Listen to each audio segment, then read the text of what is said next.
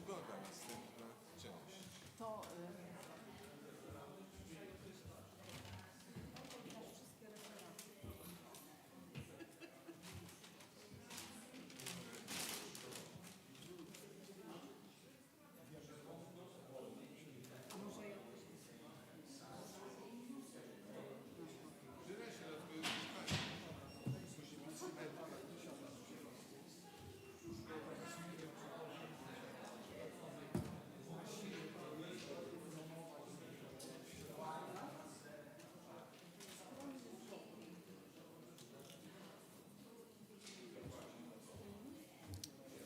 Mamy jakiegoś...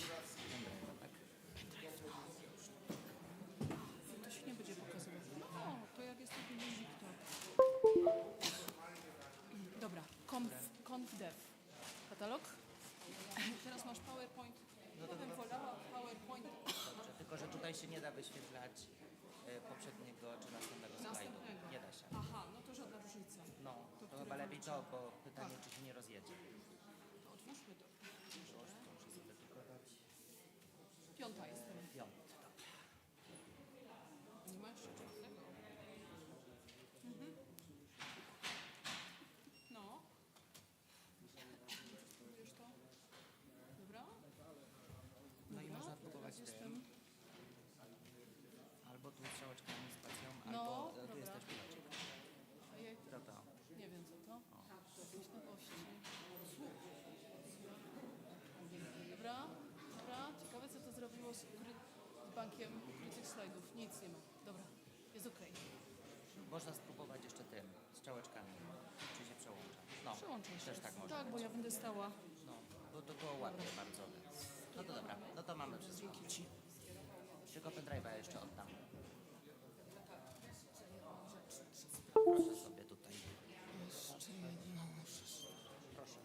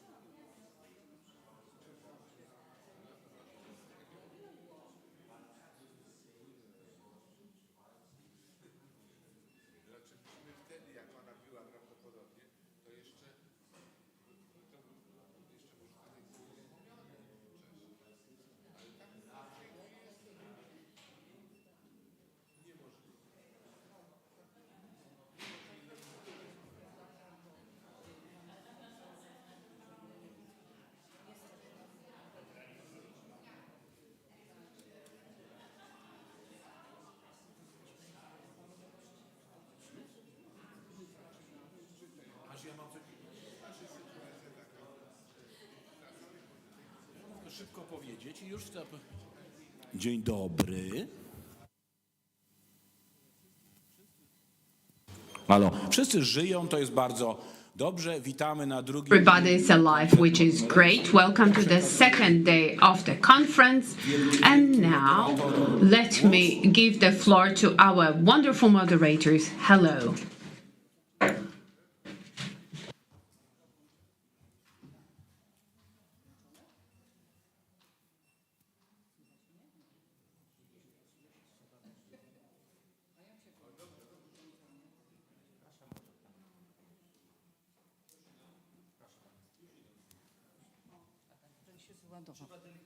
Słychać mnie? Chyba tak. Chciałam serdecznie Państwa powitać. Good morning everyone. During the second day of our conference on defining architectural space, our topic is architecture and technology. Now let me invite the first speaker, Olivia Longo. Z tematem Decommissioned Cold War Military Technology, the Architectural Heritage of Communication Archaeology. How can it be enhanced? Bardzo proszę. Thank you very much. Thanks to Thomas and the other organizers for this kindly conference. Okay. This contribution aims to reveal an unknown architectural heritage that appears to be devoid of value. Through the classification of the network of major decommissioned troposcatter military sites in Italy in the European areas and the analysis of their architectural characteristics, a design method we studied at the University of Brescia to enhance and to reuse enhancement them. This can be considered communication archaeology, where technology has determined the form and dimensions of the buildings supporting military electronic infrastructures. This contribution is an excerpt from a broader research project that includes an initial mapping that you can see on the screen of the entire international network of NATO troposcatter bases of this ISIT communication system, only the type ISIT communication system used during the Cold War, located along a network connecting Turkey to the United States from this to the United States. These buildings are currently unprotected and at risk of demolition or gradual decay. Therefore, we aim to analyze their architectural and landscape characteristics to define the significance of this cultural heritage, which has witnessed historical events that can be described as invisible and immaterial due to the specific nature of the Cold War conflict. The various features and the highly complex technical aspects of both the communication system and the architectures, along with their geographical locations, become key factors for the enhancement and reuse of these sites. Aiding this extensive network, this contribution will focus on the disused NATO base in northeast of Italy, Monte Bosco Oscuro in Cavriana, code IMBZ. In this figure and follower, we can illustrate the compositional schemes of the stations and the main buildings which, according to NATO guidelines, were to be included within a typical troposcatter base. So you can see personal housing, electronical equipment building, and power building. And this scheme was repeated in all bases. So you can see here the diagram of the communication buildings, and here the power buildings.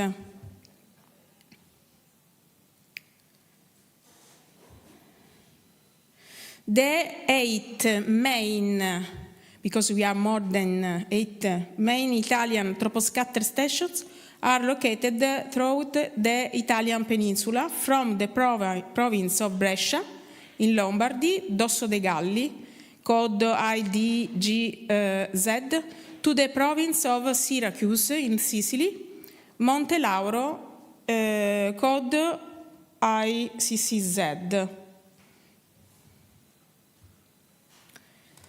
Cold War sites, due to their significant historical impact, the incredible vastness of the territories involved, and their temporal proximity to our era, are perfect candidates to be transformed into symbols of overcoming immaterial divisions, such as cultural, social and economic barriers, and of breaking down the numerous walls that still physically surround the borders of many nations globally.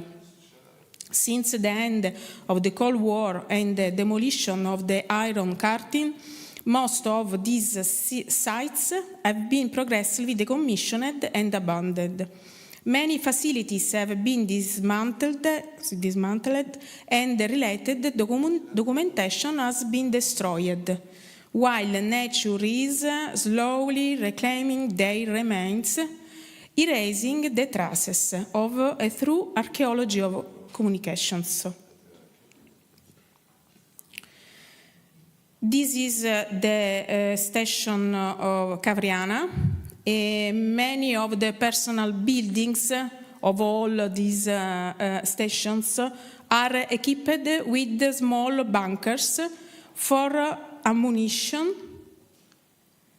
Sorry, here, bunker. For ammunition and ammunition storage, like Boscoscuro station. These bunkers could serve as starting points for visitor tours, allowing users to descend below ground level before passing through the electronic building, sometimes partially buried to connect to antennas and parabolas with underground conducts, and gradually reach the higher parts of the system. In this elevated area, here.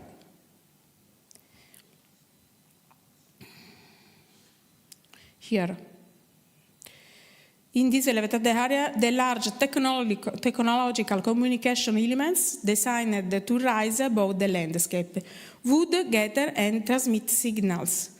The evident contrast,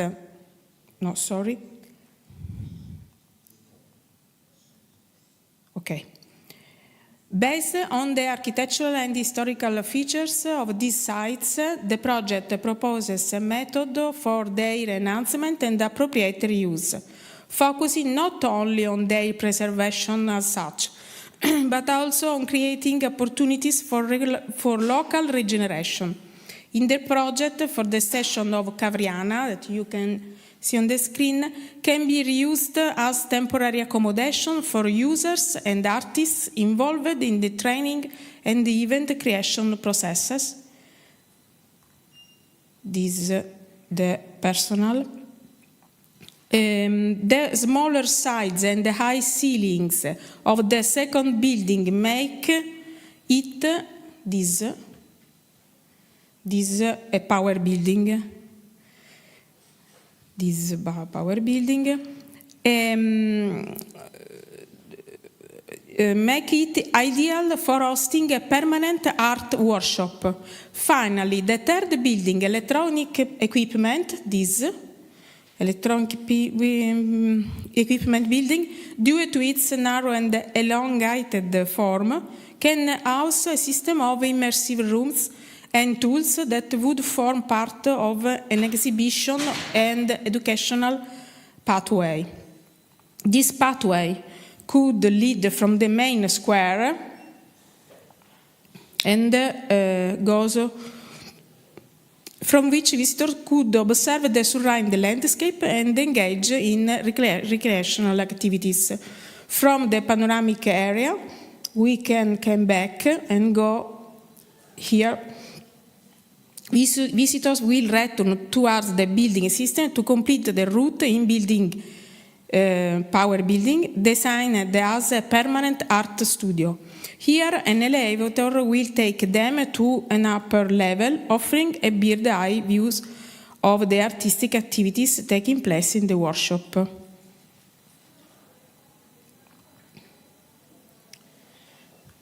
This is the ground floor of a diagram of the ground floor of the project. Section.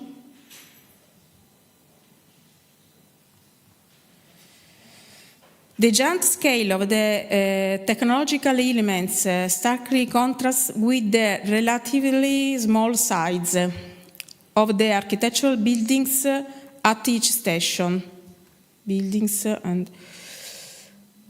Designed to meet specific military needs, these buildings were scaled down to the minimum dimensions necessary to fulfill their required functions. But the weight of Cold War cultural heritage is strongly evidenced by the considerable scientific output from both former blocks. For example, using archaeology in its broadest sense to demonstrate the strong influence of the Cold War on modern culture and perception of the world we live in, the volume A First Home Heritage explores how archaeology can help us understand the Cold War and its implications. The book crosses many boundaries, intellectual, ideological, geographical, including, for example, displaced peoples from the location of nuclear testing sites, the challenges of treating Cold War sites as cultural heritage, the inspiration for artists and musicians from Cold War events or architecture, the role of museum curators and those tasked with finding new uses for often massive remains, the proximity of the Cold War to current politics makes this topic complex and challenges to manage. Issues can be more complicated if one takes an overly naive view of the legacy of the Cold War. However, this war provides a particularly valuable and relevant arena for reflective analysis, primarily because it easily transcends disciplinary boundaries among archaeologists, historians, anthropologists, artists, etc. And it comprehends a very recent past. The buildings of these decommissioned NATO bases have an appearance that we could describe as aesthetically unpleasant and far remote from the traditional canons of proportion and harmony or of classical architecture. They also lack the characteristics common to buildings of any other era.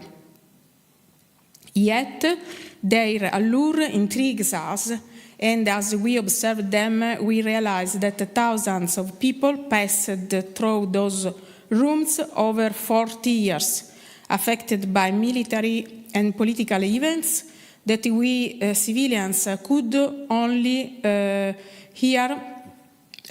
and hear about newspapers or radio or TV, unaware of their proximity so close to our homes and cities. stripped of their original function, today they represent a memory to be preserved and can be viewed with fresh eyes, eventually becoming, within the realm of communication archaeology, through a relic of the 20th century, piece of the larger puzzle of recent history. To conclude, I think their value can change only as a result of how we choose to think about them, accepting that our planet is already scattered with such relics, and that sooner or later we will need to decide how to manage them and what they might become. Thank you very much.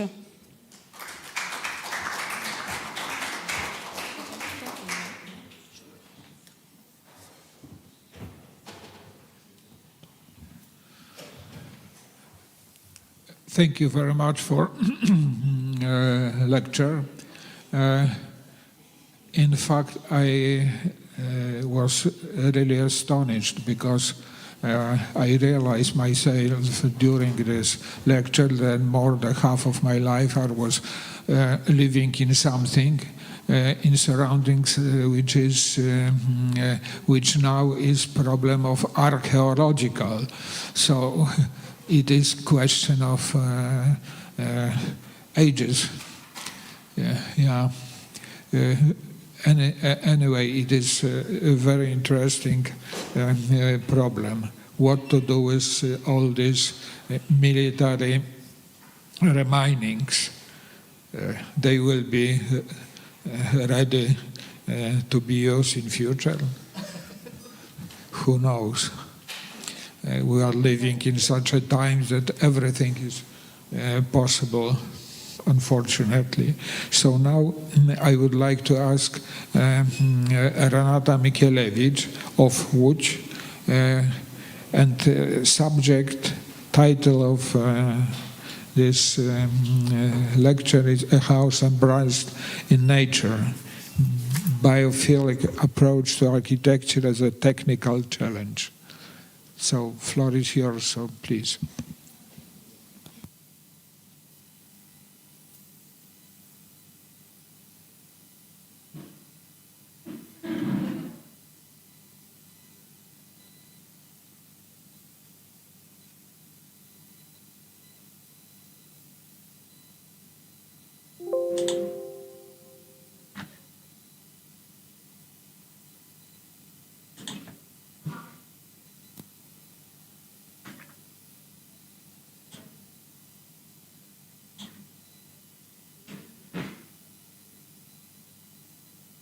Paper, I will try to move through Podczas mojego wystąpienia what was written in the book, but trying only to highlight some main points.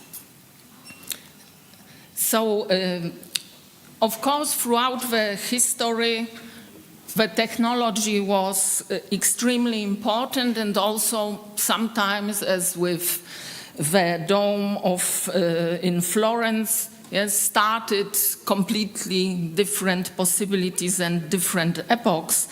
But at the moment when we are staying in such a critical moment where climate conditions compel us to rethink the way how we are acting with the environment, with architecture, how we should adapt to these changing conditions, we are staying in such a moment where the environment and nature is used in the design, but quite a lot of this design have this element of greenery which is used very instrumentally.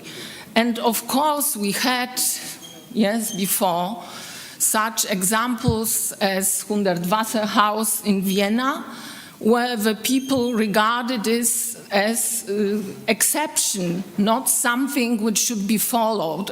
Also, especially as as Hundertwasser have behind his thought very strong ideological such thinking, where he developed a theory of a man and a tree as brothers, and trees should then start to be an element of cohabitating in a house. And this is here such action in the 70s, but later he got possibility to build a social house, so this house in Vienna. But of course, here this poster, which was the poster for Architectural Museum in Frankfurt, in the title has that it was a Sunday architect. So Sunday architect as a Sunday driver is somehow, so it has pejorative meaning at the start. Yes, it was not thought as something we should follow. More impact had the project by Jean Nouvel at the beginning, so on the verge of 20th and 21st century, where this famous wall by Patrick Blanc was something which was regarded somehow with envy and something which could change the aesthetic of architecture. And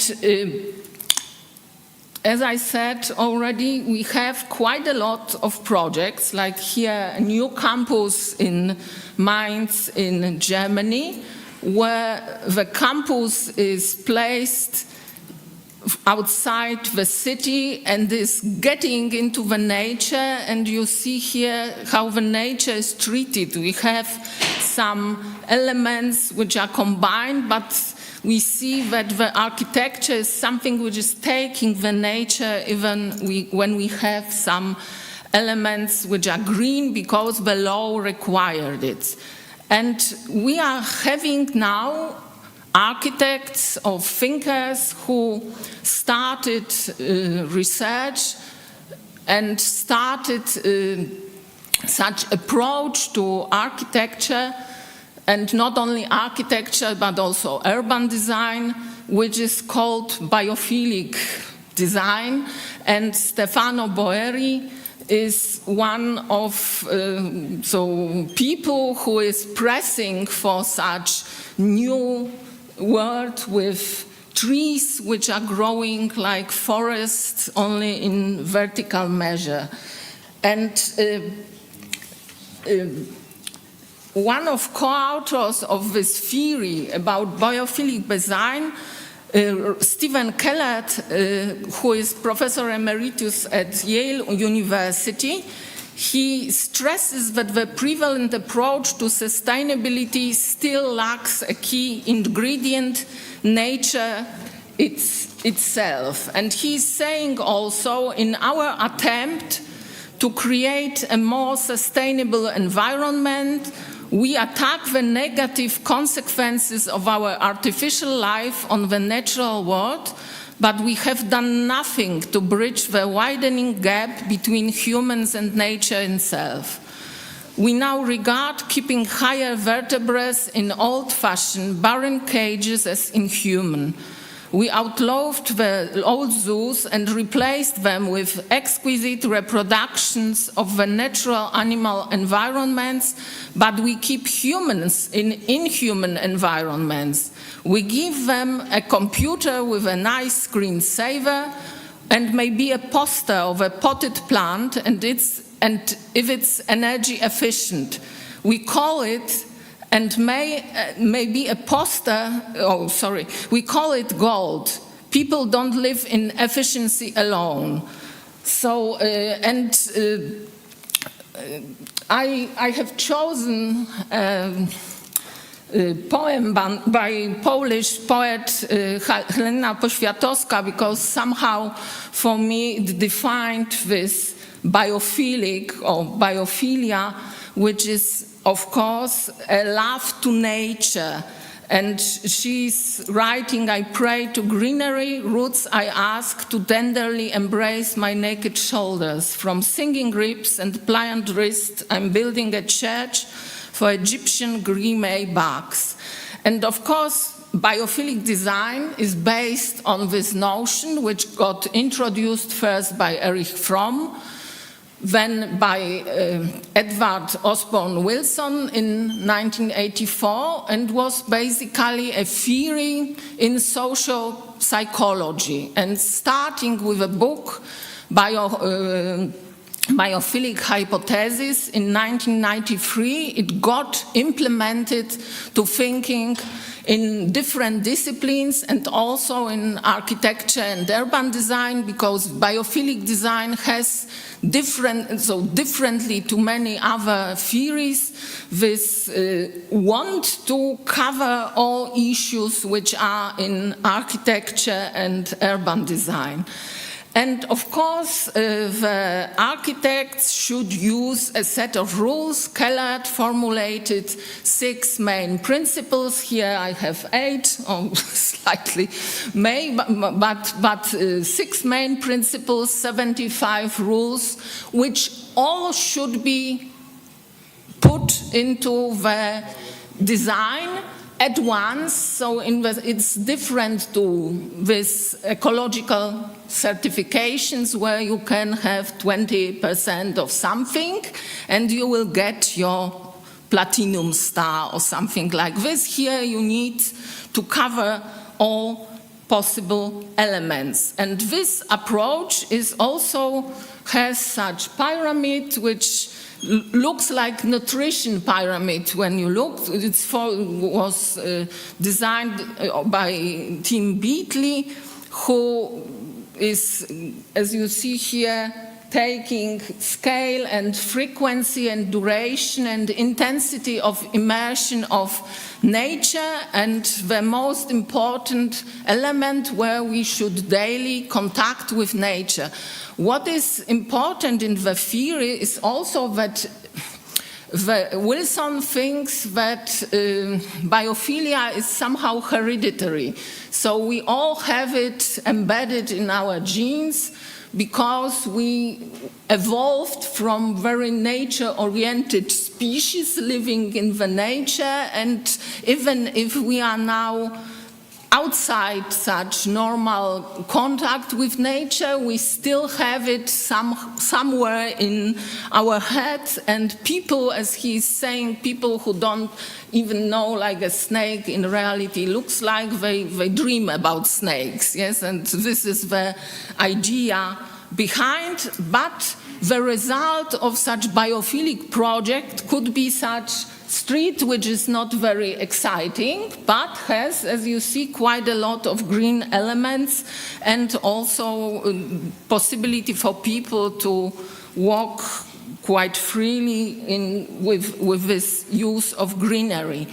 But creation, so here I will be a bit personal, because nearly at the same time as Boeri started his beautiful Bosco Verticale in Milano, I started my own concept on my own balcony to plant edible plants there, and started with these few pots. Then the balcony grew completely green. So after some 10 years, I see that really the temperature in the summer is dropping. I practically don't need to cover my windows from the sun because it's not that hot. But what happened also, this space got very attractive for, in this case, pigeons, to the point where I fought real fight with the pigeons to keep them out, and it ended with nets which are hanging now around because my eco-environment was a little too much for me. So I don't have again, so I was happy that I had bees, I have different other birds, but pigeons got me out of the equation. So this is one of technological problems eventually when we have such solutions, when we are living with birds and different species. At least my students are not very keen when they are seeing such pictures. These are pictures from a film about flying gardeners, which is another problem because we have volunteers who are tending this Bosco Verticale, and when we will have every building covered in green, we will not have that many volunteers to do it. And as you see, the environment is really here something we don't tolerate in gardens. We tend normally. So, and we have to remember in this sense that we started to build buildings to cut ourselves from the influence of the nature. So there is some contradiction in itself in what is architecture as architecture in the sense of protection. And we, of course, underestimate in these projects a bit the power of roots. You see here one of the factories in Łódź, which is of course slightly neglected, but I have chosen this because you can see what the roots can do. And even if we protect in this technological solutions from it, it's also not always possible. And of course, technology is coming to hand.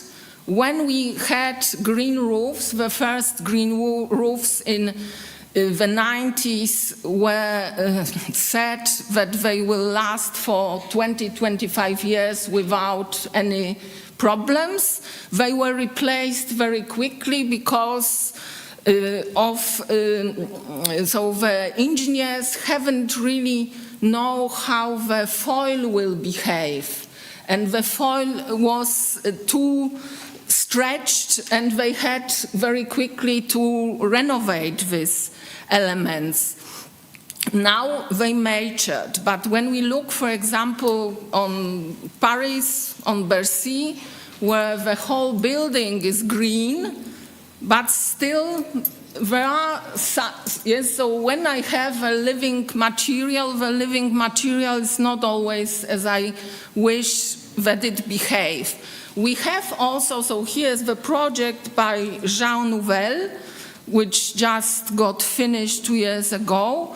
And you see, one thing is the difference between the imaginative world, but the elements, so these cubicles for plants got made completely different way as it was in visualizations. And anyway, this is a problem how, because of course, Bosco Verticale and here, so we have systems for watering the plants, but still when the plant don't have a hole in the cubicle, it's usually not working well. But this is such more commercial project where it's got integrated already this thinking that we have to live with plants. But this Bosco Verticale has an, yes, as you see, one thing is also you are not choosing the plants. We have this system, partly this is water which is coming so from grey water to drop to the plants. Everything is very sophisticated. But the amount of the use of water, and here from Bogota, such upper-end housing, and here they have 2 gardeners which are employed constantly and 5 people who are coming seasonally to tend this garden. And these are water pipes in the building which are necessary to keep up the whole construction. Another problem which I was surprised being in Paris, the connection, because when we learned, yes, the connection between buildings is the most important, but here the connection, we need the pipes again. And of course, again here, things which are not growing. And when you are staying downstairs, the water is dropping at you, which is nice in the summer, not always visible. We have also bioreactive materials, which are now in making, but they will change. So I found such old examples, but they will change our perception of architecture, because we are not used to architecture which is suddenly mossed and covered. Again, engineers tend already to see what technical problem we will have with something like this. You are not choosing the plans yourself, the architect is making the plans you are living inside. And here again, Hundertwasser and Kunsthalle, and you see if this tree tenant have these good conditions to live. For Bosco Verticale, the plants were trained for 3 years to be able to live there, at least. And here we see these gardeners, so it's extensive technique where the people need some possibility to get there. And of course, we have a problem of privacy then. Also, and such technical patented, of course, solution, which is slightly abbreviation of this by Patrick Blanc. And this famous wall got completely renovated. It was during pandemic, so not everybody got the information, but they needed to insulate it once more because it still didn't work as they wanted. And we have a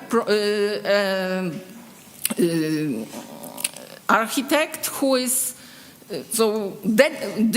dedicating his designs to such green architecture, starting with one building, then going through such special part of district in Paris, Bio-Eden, with, as you see, we have here a solution of added structure to the wall, so it's better replaceable.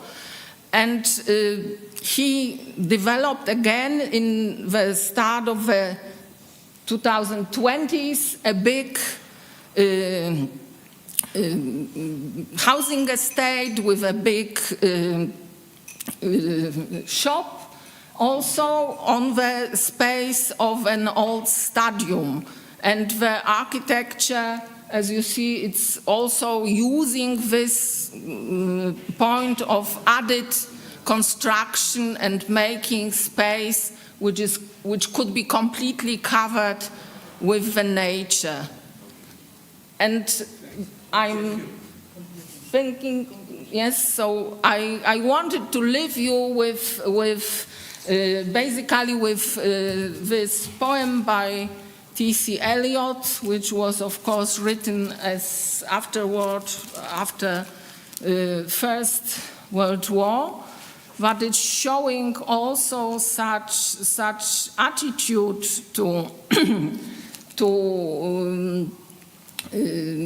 the greenery and the space, and I see it's slightly cut out the end, but he's leaving the people with such feeling that perhaps only dust is the solution. So, but anyway, we have to rethink what will be happening when we prepare our mass projects, not only singular objects which we are creating. So thank you very much. Sorry for longer.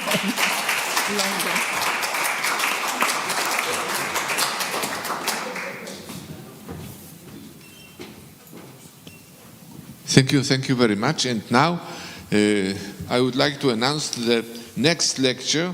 It's Raffaella Neri from Milano, The Story of an Art.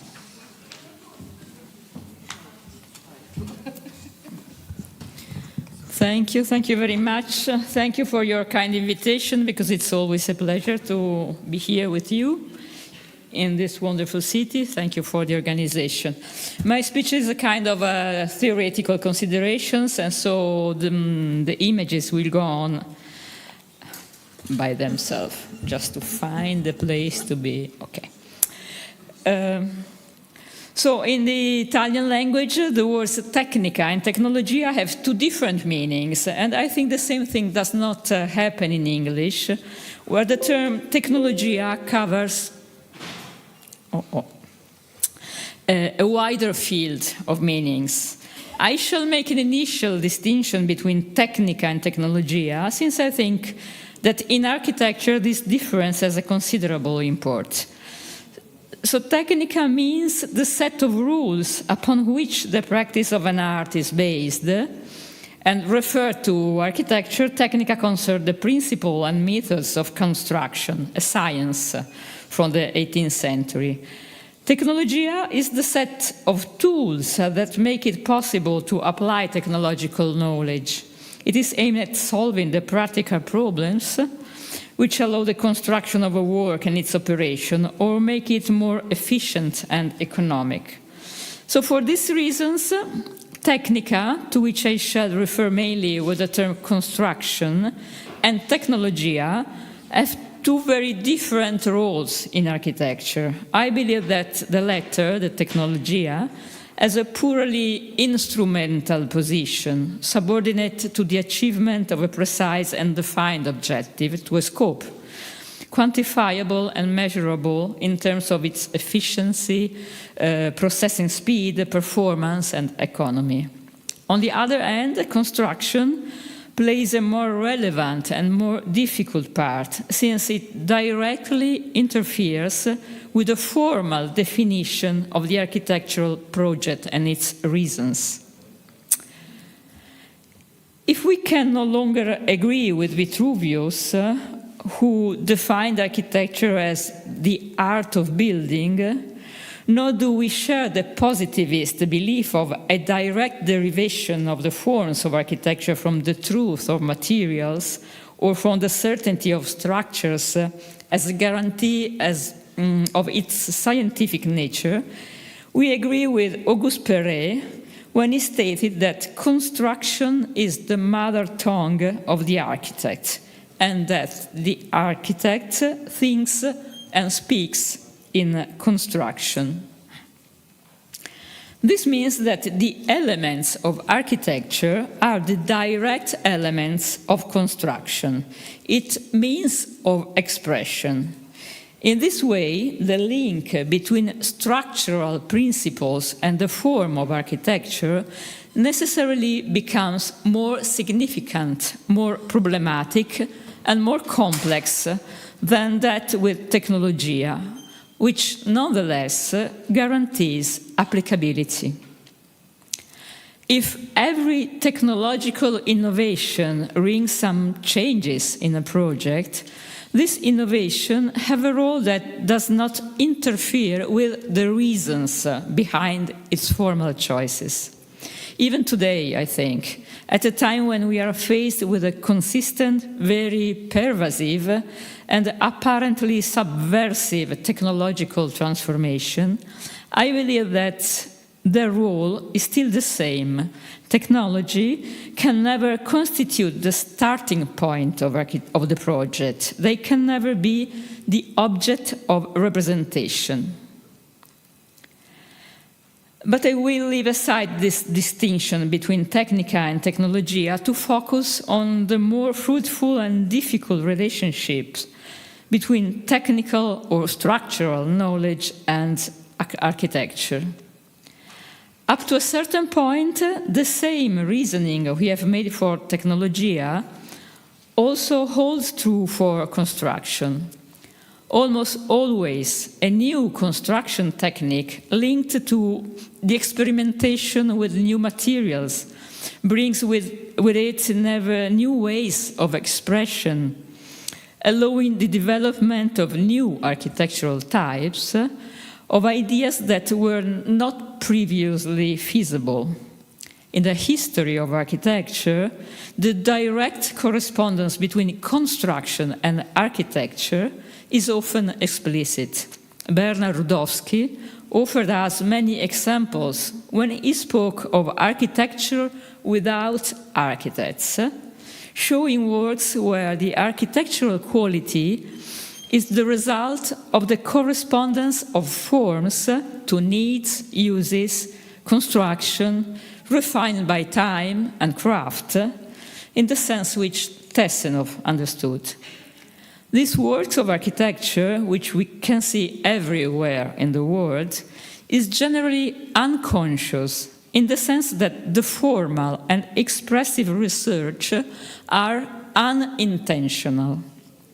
The extraordinary summary of all the issues that architecture addresses is an instinctive, rational and balanced result, generally linked to many factors: the availability of materials, the climate, the response to specific needs, the parallel fine-tuning of construction methods, the passage of time that gradually corrects and clarifies a sort of spontaneous balance between the two aspects of utility and beauty, as Ernesto Rogers would have it. With the introduction of new materials, the situation changes.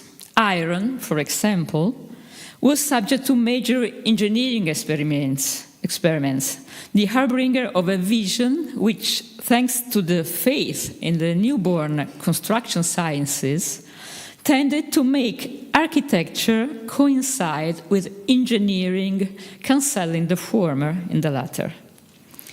This is an exemplary case in which the introduction of a new material and technical scientific knowledge allowed the research and development of new structural principles, favored the birth of new types of buildings, allowed their construction, and in some way fixed some of their characteristics, both typological and expressive. Large train stations, pavilions for fairs, the halls of stock exchanges, libraries, are all themes that arose out of the 19th century city, to which iron was able to give body and voice. A research which was continued by many great architects of the 20th century, from Garnier, Peter Behrens, to Mies van der Rohe, gradually shifting attention away from structural experimentation towards the expressive possibilities of iron in relation to the great themes of architecture: large factories, large collective halls, conventional halls, and so on. Among these examples, the American skyscrapers, a subject I told in a previous conference here, is the great interpreter of this relationship, albeit in contradictory ways, which demonstrate both its potential but also its difficulties. Iron is still primarily responsible for this extraordinary typological invention, along with other conditions, both urban and technical. But in the construction of the skyscraper, iron, used in a coherent, pragmatic, technical and engineering way, deriving from its intrinsic properties, produces an unexpressive frame. This new building type had to represent America and its power to the world, but the expression of the simple structural and technical frame, cheap, efficient, quick to assemble, was not actually up to this role. So the architects of the Chicago School, from William LeBaron Jenney to Louis Sullivan, were aware of this expressive poverty and of the distance between architecture and engineering, construction, and they will seek solution to this problem.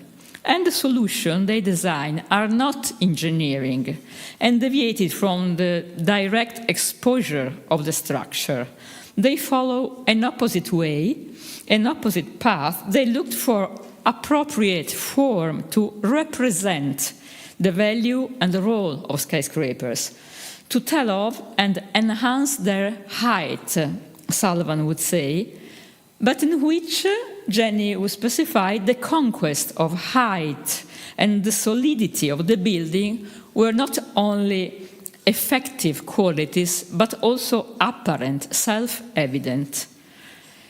For us, the first American skyscrapers remain masterpieces of architecture. However, they would resolve by emphasizing the representation of the volume and their height through a cladding of the iron frame, as you see in the Sullivan masterpiece, with stone or brick to visually reinforce it, exhibiting elements of a trilithic system that therefore becomes merely represented. In a certain sense, it's a fake from the point of view of the correspondence between material, structure, and form. A cladding that hides the actual load-bearing structure, but which does highlight the legitimate need in architecture for expressive purposes to prevail over structural performances. This gap between architecture and engineering is difficult to repair, and it is cyclically. It recurs, sometimes integrates, but sometimes becomes a great contrast. And some authors have helped us to clarify this relationship between these two words, where architecture is an art that cannot be exempted from including science, from including construction in itself. I think that the most precise is Étienne Louis Boullé, who, by contesting Vitruvius, brought a decisive clarification. Boullé reiterated that architecture is first and foremost an art. An art, and this art is not a construction skill. The proper and peculiar purpose of architecture, like the other arts, is the expressiveness and representativeness of its forms, their evocative capacity, the representation of the character of the buildings, Boullé says. The substantial differences from the other arts is that in architecture the technical question is unescapable. Construction is an essential component, and as a result, relationship become more stringent but complex. But it is always the purpose which decides the role of the parts and their relationships. The goal in architecture is the form as a summary of all the issues addressed by the project, the intentional expressive form, capable of evoking the meaning and value of the theme that the architecture is interpreting. And in this sense, forms are not the result of solving other problems or an involuntary result. They are intentionally defined by pursuing a representative purpose. The construction, the technica, has its own purposes and its own scientific status. It guarantees stability, solidity, precision, economy, consistent use of material, and so on. But when construction becomes part of the architecture, it must be subject to other laws. It must serve another story. When technica prevails, to tell only of itself, it is reduced to virtuosity, emphasizing only one component of the work. In architecture, technica must not take over, but it must tell the story of the art. It must contribute to giving an expressive form of the work, to the work. Because the purpose of architecture is not to arouse wonder over the structural boldness of the work or the originality or extravagance of its form. This is an ephemeral result. The expressive value of art is broader, rooted in culture, collective, lasting. art interprets universal general values and represents them to the world in the clearest and most precise ways possible, evoking them through forms. And one experience has always clarified this aspect to me. In front of this famous painting called Our Lady of Parturition by Piero della Francesca, we certainly do not admire the skill of the painter, nor are we interested in recognizing the particular physiognomy of the person portrayed. This figure moves us because we see in the painting the representation of motherhood, a human story which touches us all and to which, in our culture, a precise value has been attributed. It is still a figurative representation, in this case, which architecture cannot be. The act of representation in architecture is trickier. Here, the recognition of a meaning takes place through its evocation entrusted to the forms which coincide with the form of construction. It's a short circuit which Adolf Loos explained clearly with the example of the mound of earth. If we were to come across a mound in the woods, 6 foot long by 3 foot wide, with the soil piled up in a pyramid, a somber mood would come over us, and a voice inside us would say, "There is someone buried here." That is architecture. What does this tell us? That there is the establishment of a hierarchy of intents which clarifies the way in which the architecture is proceeding. First and foremost, we are talking about a construction, a human work par excellence, the result of a technical knowledge, a pyramid of art that must not collapse. Man gives shape to this elementary construction intentionally, and it is the form, the geometry, the dimension, the material, the color, and so on of this construction that provokes an emotion, because it evokes in us the presence of the death. So construction is fundamental. It is what takes shape and at the same time gives shape to architecture. But this construction is architecture because it is able to arouse a feeling in us because of its form. The shape of the mound is dictated by the idea of death. It is very simple, but perfectly responsive, adequate both for the practical purpose and, above all, for the representative one.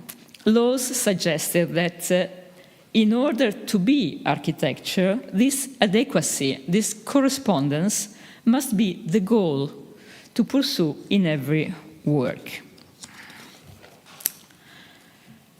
So construction has a much more preponderant role than the tools in other arts, one which is more conditioning and challenging.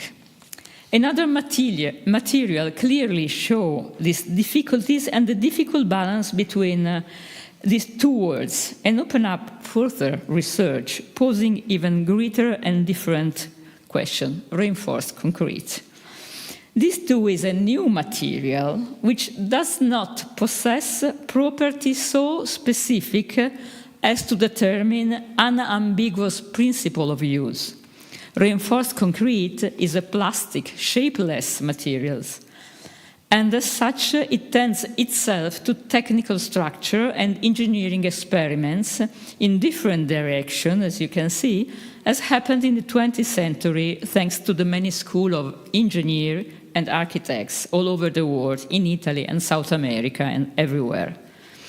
The experiments have been quite extraordinary, ranging from bridges to dams, but for architects it has posed another difficult problem, that of defining principles and sets of elements capable of interpreting the purposes of art, representing the value of architecture and making them recognizable.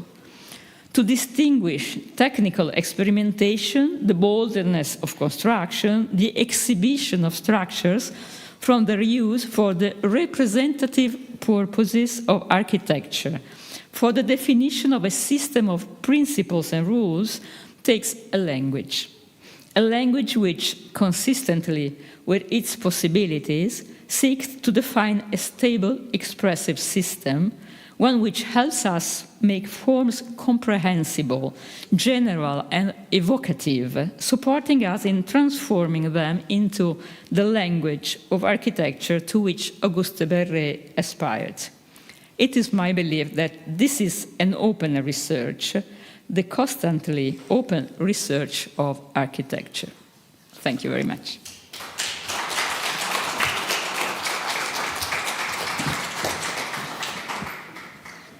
Thank you very much for the interesting lecture, which show us possibilities of different materials, the part of history of an architecture.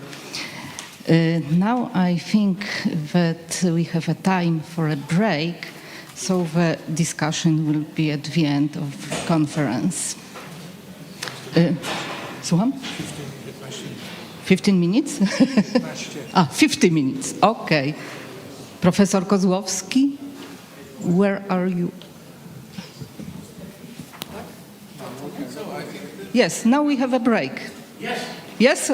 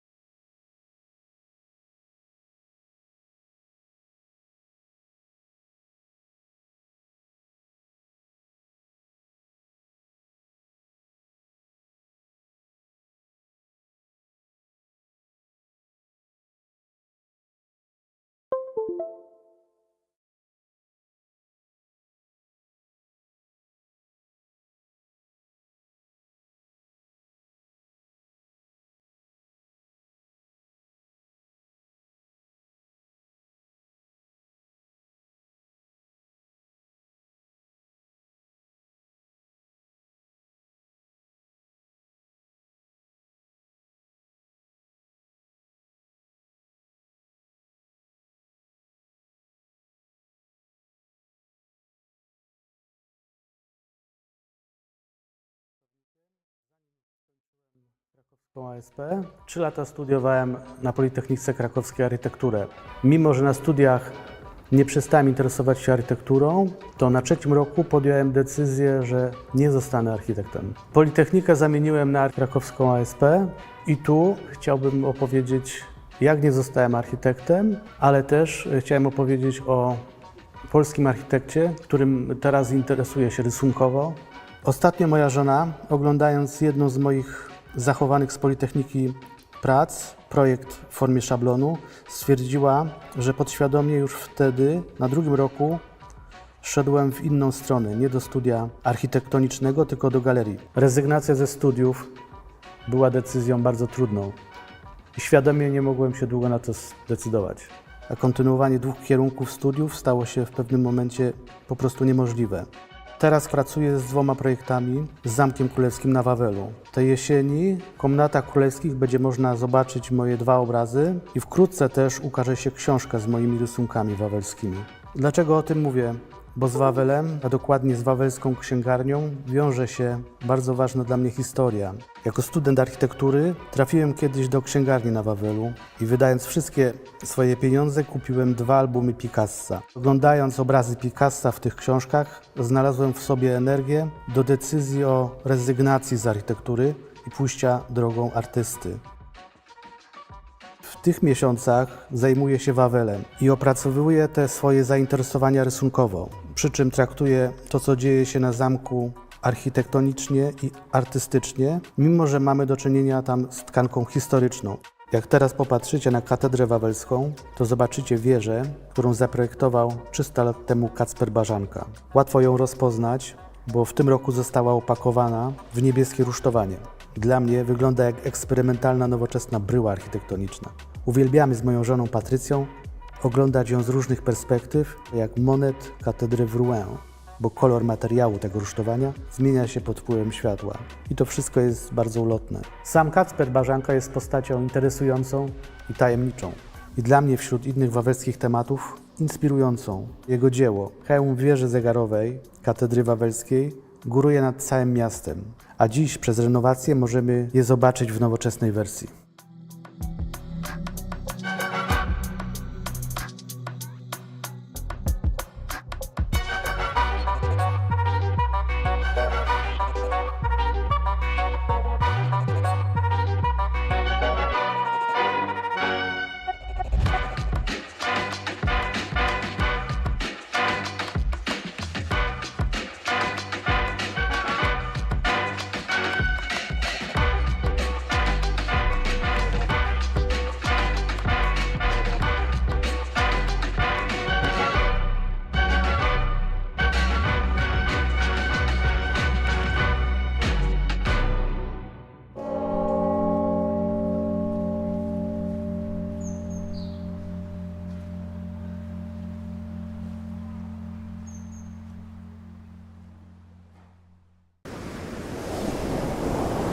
Zostałem architektem, dlatego że architektura kojarzyła mi się albo intuicyjnie ją przypisywałem takim cechom jak siła, nieomylność, polityka, władza.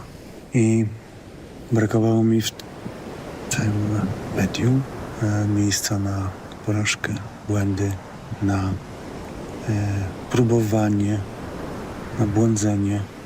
Intuicyjnie myślałem, że sztuka zapewnia, czy obsługuje oba te pojęcia, czy oba te stany ducha. Przez to jest bardziej kompletna i jest doskonalszym narzędziem. Obrazy powstają właśnie na zasadzie takiego zagospodarowywania błędów, czy wykorzystywania błędów, że nie można ich zaprojektować, zaplanować od początku do końca i że ta gra z przypadkiem i chaosem jest wpisana w proces twórczy. A dom to jest trochę moja porażka, bo do dzisiaj jeszcze nie postawiłem domu, nie zbudowałem domu. Mimo wielu podjętych prób próbuję cały czas znaleźć miejsce i sensowną formę dla domu. Spędzam teraz zimy na pustynnej wyspie i znalazłem tutaj takie miejsce, które mógł być domem. I jest to wspaniały materiał na dom. Ma swoją historię i taką inspirującą symbolikę, bo jest to porzucona albo nieaktywna już ze względu na zmiany klimatyczne alchiba, czyli studnia. Jest to taki zbiornik retencyjny czy rezerwuar na wodę, który służył ludziom do gromadzenia sezonowych nadmiarów wody. Pozwalał im przetrwać po prostu. Więc ten dom już jest. Ta alchibę, ta budowla już zawiera dom. Dom miałby 300 metrów kwadratowych. Ma już ściany. Ściany są piękne. Nic bym z nimi nie robił. Mój znajomy architekt zaprojektował samonośny żelbetowy dach, który został przykryty materiałem pustynnym, czyli piaskiem, kamieniami. W ten sposób stałby się zupełnie niewidzialny, przynajmniej dla oka satelity. Ten projekt jest z gatunku architektury utopijnej. Jak sądzę, ta budowla nie może być przekształcona w dom. No samo fantazjowanie to jest jakoś inspirujące i takie ciekawe. Bycie studentem architektury to nie jest jakieś zobowiązanie na całe życie, nie? Że to jest jakiś pierwszy krok. Ja bym powiedział, że nie żałuję, że spędziłem 2 lata na Politechnice, bo dzięki temu mam jakiś respekt do podstawowych praw fizyki. Nie ignoruję grawitacji, skali, ergonomii. To wszystko są cenne doświadczenia w pracowni malarskiej, czy jakiejkolwiek, bo stąpanie po ziemi nikomu nie zaszkodziło. Sztuka jest bardzo precyzyjnym językiem, jak muzyka, jak matematyka to jest bardzo ścisły kod. Nie wymaga skupienia, trzeźwości, rzetelności, więc tutaj nie będę się równie testował architekta. No ale prawdą jest też, że w życiu chodzi o wolność, a nie o zawód jaki się wykonuje. I są pewnie osoby, które znajdą wolność w zawodzie architekta. Ale jestem pewien, że są ludzie, których jakaś taka struktura osobowościowa pozwala w pełni rozwinąć wszystkie talenta i skrzydła i pozycję architekta.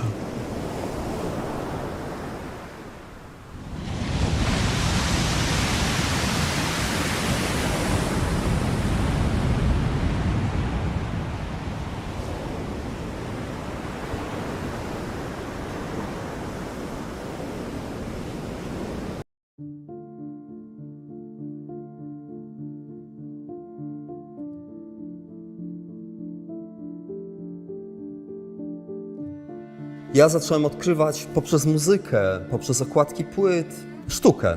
I ja wiedziałem, że będąc w tym technikum nie będę ani technikiem, ani inżynierem po studiach, tylko chcę być artystą albo kimś, kto jest blisko sztuki. Pomyślałem sobie, że architektura jest trochę takim substytutem. Jest to bardzo konkretny zawód, jednocześnie jest to zawód, który zbliża mnie do sztuki. Ja dostałem się na tą architekturę, to był rok 92. Zresztą to był jeden z najprzyjemniejszych okresów w moim życiu. Ja architekturę przerwałem po 2 latach, dlatego dostałem się na Akademię Sztuk Pięknych. Chciałem być malarzem, więc kiedy dostałem się na Akademię, architekturę gdzieś tam zostawiłem. Ona mnie interesowała, ale nie interesowała mnie tak, jak interesuje mnie teraz. Bardzo duży wpływ na mnie miały Mościce. Dzielnica Tarnowa, która powstała przed II wojną światową i po odzyskaniu niepodległości powstała idea budowania fabryk i wokół fabryk organizowania życia ludzi. To była dzielnica, która jeszcze żywiła się utopią. Można powiedzieć, że był to trochę taki obszar modernizmu, pozytywizmu, wiary w przyszłość. Jest takie miejsce, gdzie rzeka Biała wpada do Dunajca. I tam właśnie na tym obszarze powstała fabryka. Mieszkałem tak blisko fabryki, chociaż nie było to bardzo blisko, to na tyle blisko, że ja słyszałem, że w nocy słyszałem ten puls fabryki.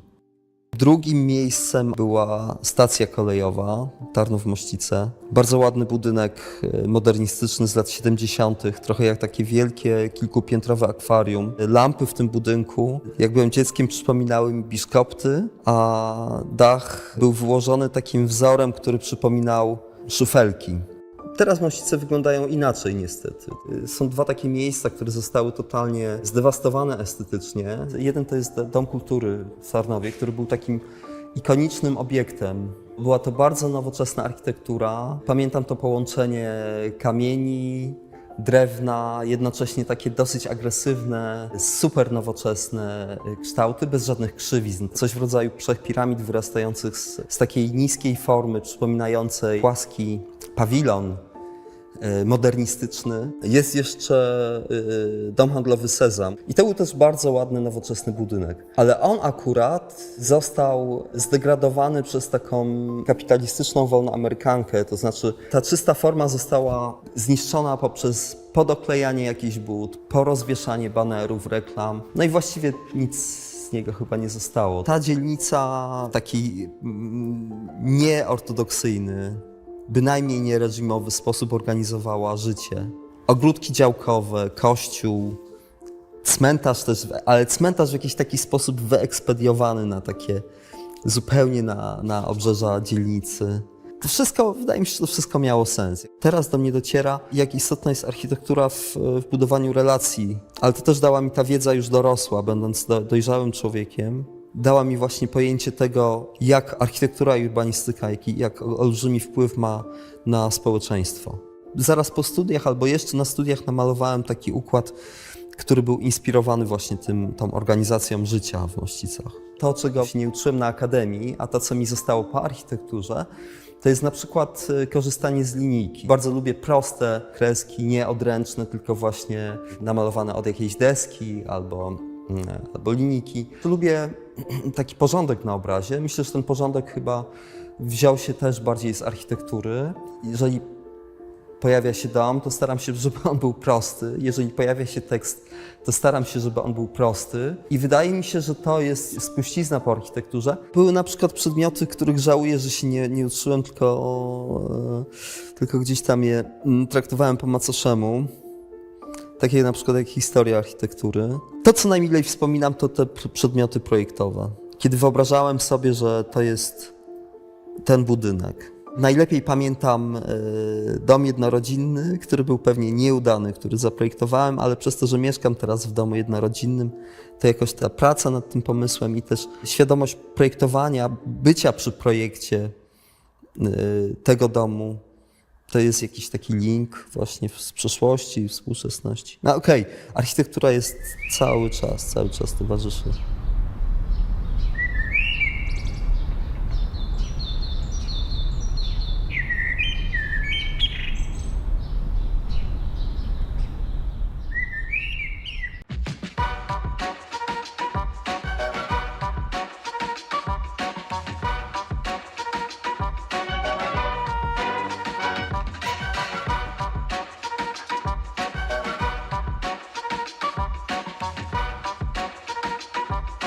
Nazywam się Marcin Maciejowski, jestem malarzem i rysownikiem. Zanim skończyłem krakowską ASP, 3 lata studiowałem na Politechnice Krakowskiej architekturę. Mimo że na studiach nie przestałem interesować się architekturą, to na 3. roku podjąłem decyzję, że nie zostanę architektem. Politechnikę zamieniłem na krakowską ASP i tu chciałbym opowiedzieć, jak nie zostałem architektem, ale też chciałem opowiedzieć o polskim architekcie, którym teraz interesuję się rysunkowo.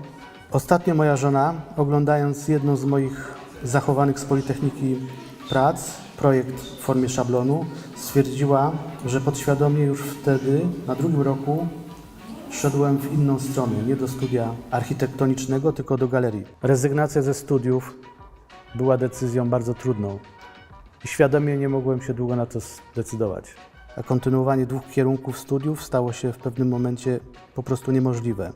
Teraz pracuję z 2 projektami z Zamkiem Królewskim na Wawelu. Tej jesieni w komnatach królewskich będzie można zobaczyć moje 2 obrazy i wkrótce też ukaże się książka z moimi rysunkami wawelskimi. Dlaczego o tym mówię? Bo z Wawelem, a dokładnie z wawelską księgarnią, wiąże się bardzo ważna dla mnie historia. Jako student architektury trafiłem kiedyś do księgarni na Wawelu i wydając wszystkie swoje pieniądze kupiłem 2 albumy Picassa. Oglądając obrazy Picassa w tych książkach znalazłem w sobie energię do decyzji o rezygnacji z architektury i pójścia drogą artysty. W tych miesiącach zajmuję się Wawelem i opracowuję te swoje zainteresowania rysunkowo, przy czym traktuję to, co dzieje się na zamku architektonicznie i artystycznie, mimo że mamy do czynienia tam z tkanką historyczną. Jak teraz popatrzycie na katedrę wawelską, to zobaczycie wieżę, którą zaprojektował 300 lat temu Kacper Barzanka. Łatwo ją rozpoznać, bo w tym roku została opakowana w niebieskie rusztowanie. Dla mnie wygląda jak eksperymentalna, nowoczesna bryła architektoniczna. Uwielbiamy z moją żoną Patrycją oglądać ją z różnych perspektyw, jak monet katedry w Rouen, bo kolor materiału tego rusztowania zmienia się pod wpływem światła. I to wszystko jest bardzo ulotne. Sam Kacper Barzanka jest postacią interesującą i tajemniczą. I dla mnie wśród innych wawelskich tematów inspirującą. Jego dzieło, hełm wieży zegarowej katedry wawelskiej, góruje nad całym miastem, a dziś przez renowację możemy je zobaczyć w nowoczesnej wersji.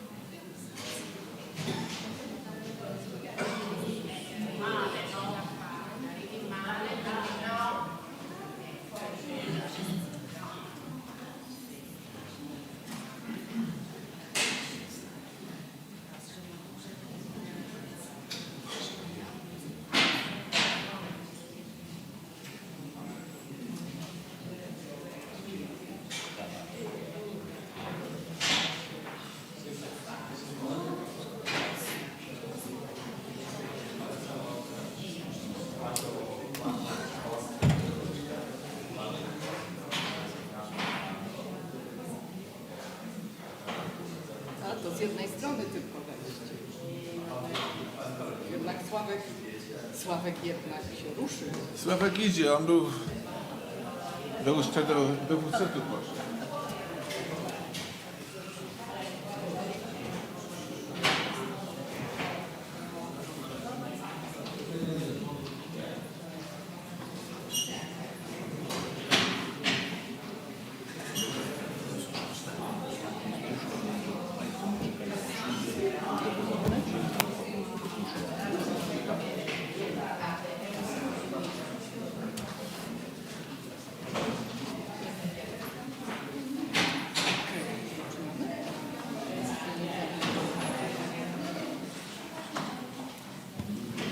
Prosimy zajmować miejsca, bo za pół minuty zaczynamy. Tak jest. But we still have half a minute, Ja mam 30 seconds. My watch is broken. Dobrze, to... Dobrze? To miło mi powitać po przerwie państwa. Right, so here we are, after the break, Z nowymi siłami przystępujemy. refreshed. Tak jest. Z nowymi siłami przystępujemy We're fully do refreshed, ostatniej sesji. and No i this is wracamy our do last języka session today. ojczystego And na we're back życzenie to Polish. organizatorów, którzy... O kurczę, ciężko będzie. I pan profesor Grzegorz Nawrot. So first we're going to hear from Grzegorz Nawrot, Professor Nawrot from Gliwice, Metaverse of architecture, more is less. Professor.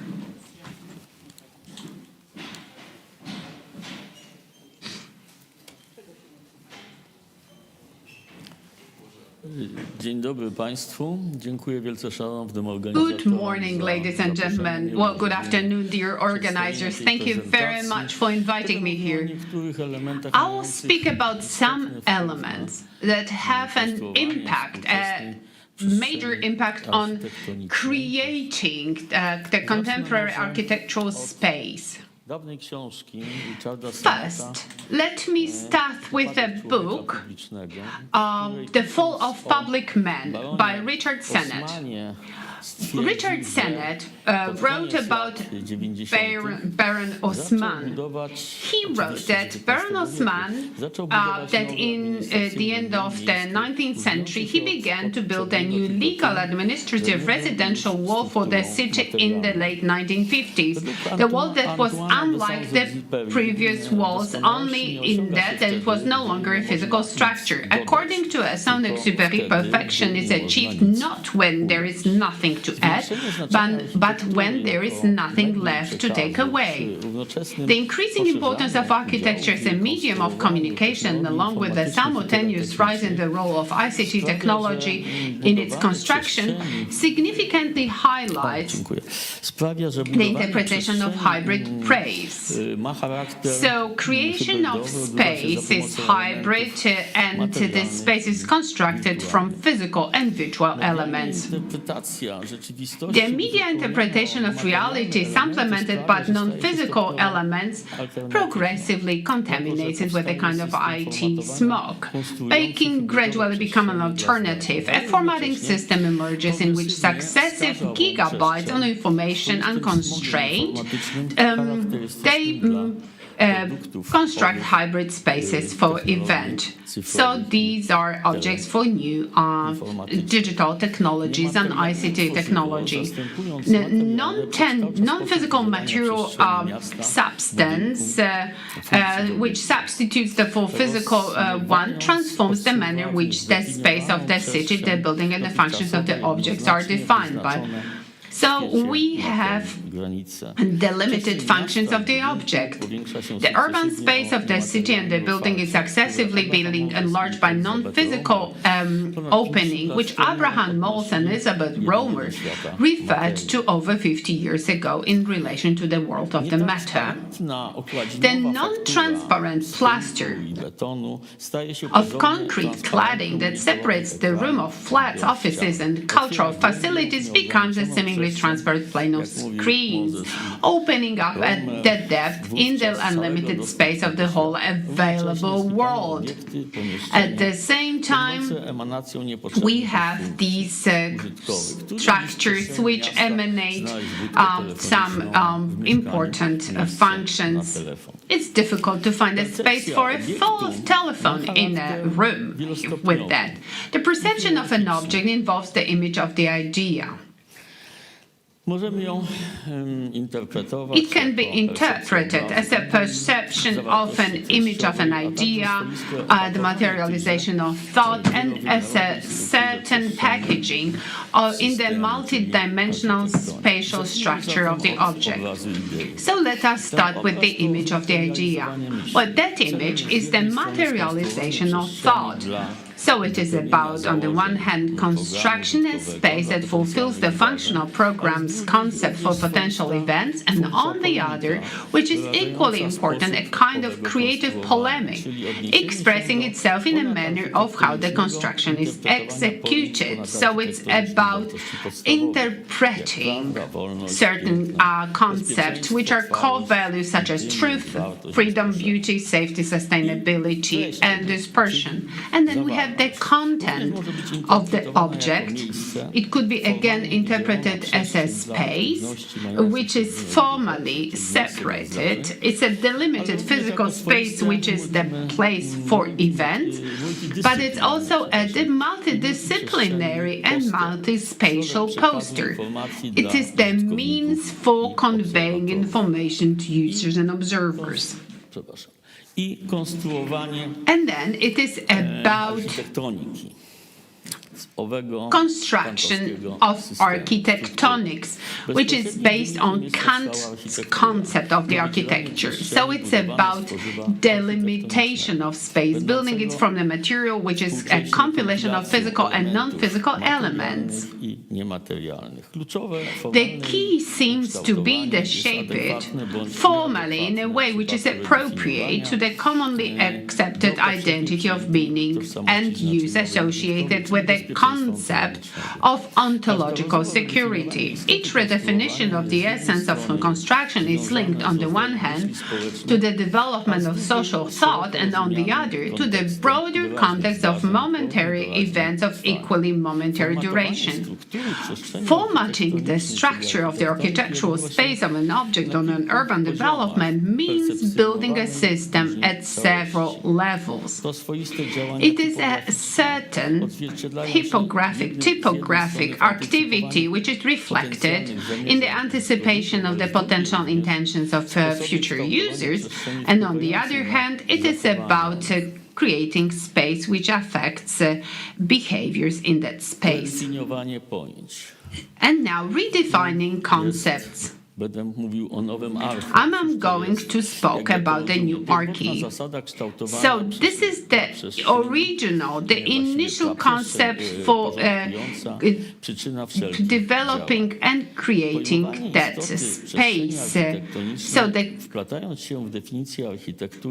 So here we have that significant determinant for defining architectural style, a suggestive interpretation of the concept of the role played by space in human history.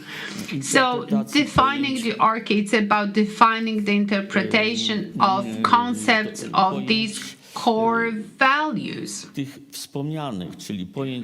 which is the ideas, core values, content, methods, and material used for its construction. So we have inspirations coming from outside the architecture. These are new openings to ways and contents of thinking. So it's about the philosophy which emanates to paintings, sculptures, works of music, and also in other fields, different types of human activity in technology and economics, but perhaps above all, actions in the sphere of human social life. So here we redefine the archy by using all the elements. So with the idea, we can redefine these values which are transmitted through design and the method of interpreting the content of an object of urban development. So it's about applying the main principles of an idea. So we have that concept which changes when these opportunities are exhausted, when nothing can be taken away, and adding seems pointless. So the emanation is the delimited space. So it's about the opportunity to use it in different fields. It is a reference to the interpretation of fundamental values. So it's about reinterpretation or describing the social space, which is a contradiction of closing or closure, or simultaneous nature of chronology, physicality of illusion, reality of imagination. Zawartość treści. W tym przypadku redefiniowaniu może podlegać rodzaj. So redefining the content of meanings of places redefines the symbolisms of its emanation. So it's about material and non-material type of interpretation. So it's about signs and symbols which are their emanations. So it's about understanding the architectural material. So per se, here we interpret what is the architectural space and what isn't. And it's about the content, the substance. So here we can redefine the space that creates the relations between users and their activities and the physical architectural material used.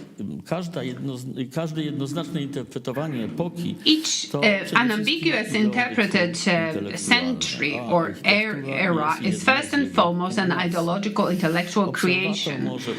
And here the observer or user experiences an architectural object as a kind of a costume that wraps the content it contains, looking at it through the associations, knowledge, and personal or shared experience.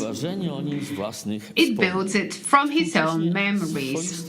Nowadays, this new content comes from digital technologies and other types of technologies that enhances and augments the space and redefines the meanings, transforming it from physical to physically virtual, which is a hybrid metaverse.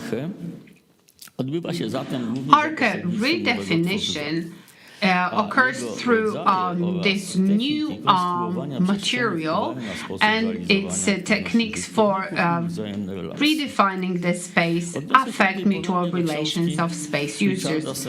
So let me again refer to what Richard Sennett wrote. I'll be inspired by that, the title of the book and its title. Well, in the 18th century, the first conductor, Felix Mendelssohn Bartholdy, emerged in the form that we know until now. Up to then, the orchestras were conducted by the first musician. And similarly, in architecture, we've witnessed that technological progress, and now we see the division of work. A design object is like this Dorian Gray portrait. It's about that architect's concept, even if an architect is a medium carrying someone else's thoughts and observations. And it's about common nature of procedures which are applied and replaced that independent decision. In Richard Sennett, analyzing the consequences of developing and shaping the public life, gradually taking on the character of a formal obligation, points to the multiple planes on which the progressive unifunction takes place in many directions. One of these is the space of architecture. In that space, human activities take place. Well, the architectural substance, well, that is one of the key elements that organize these activities. This replacement of a shack with a tent built by a nomad is a single example of that concept. It is a summary of this process. So an idea is born or on a transferable medium. Then we have that space for activity, and finally we develop the spatial rules for an object. So the owner or user, therefore, is not the builder or the originator of the idea. He's merely the executor of instructions arising from the past process. In the 18th century, there was the first orchestra leading performance unifying conductor. In the 21st century, we see the emergence of a system largely directed towards the self-shaping by AI of digital and ICT technologies influencing spatial activities. On September 29, 2021, Connect 2021 conference took place. At that conference, Mark Zuckerberg announced the Metaverse vision as the future technology for humanity. He claimed that the construction of the necessary core infrastructure for the Metaverse as a mainstream component would be the leading factor.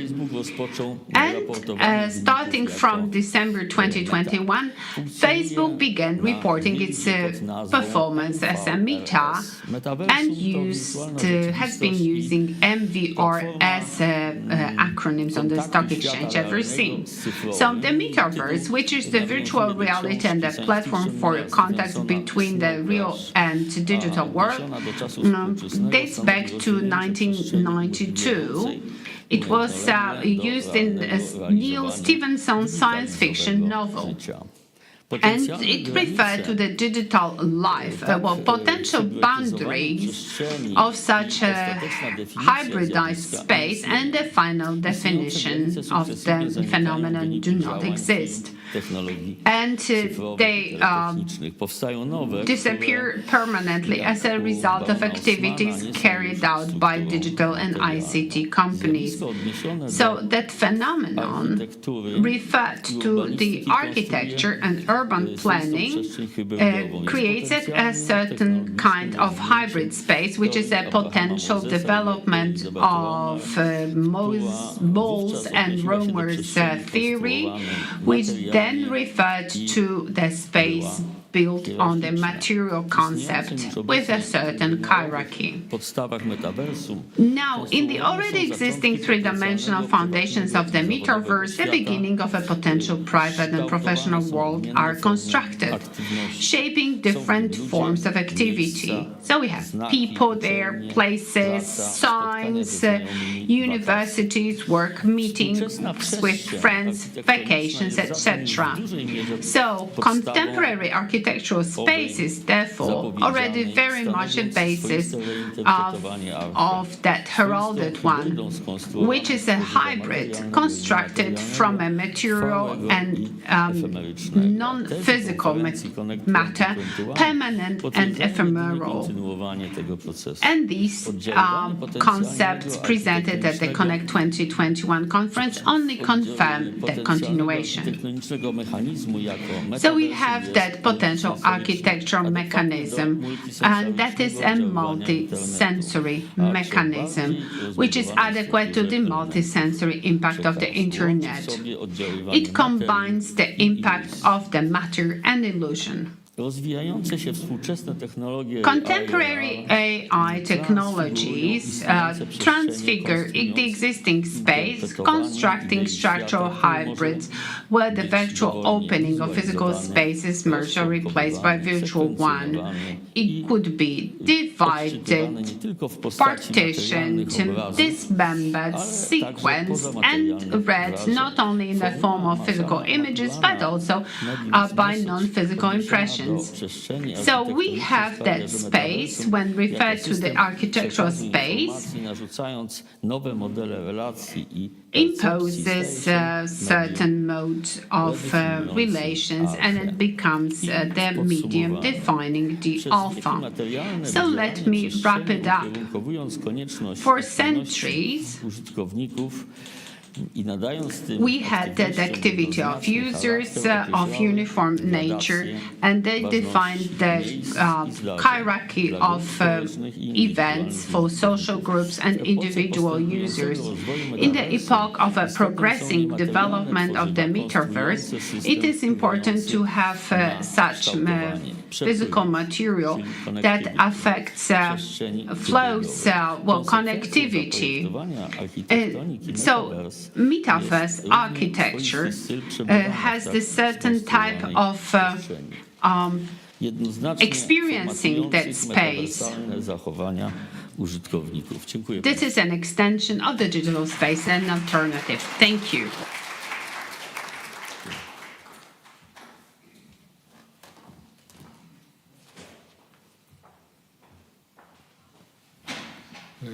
Dziękujemy panu profesorowi Nawrotowi.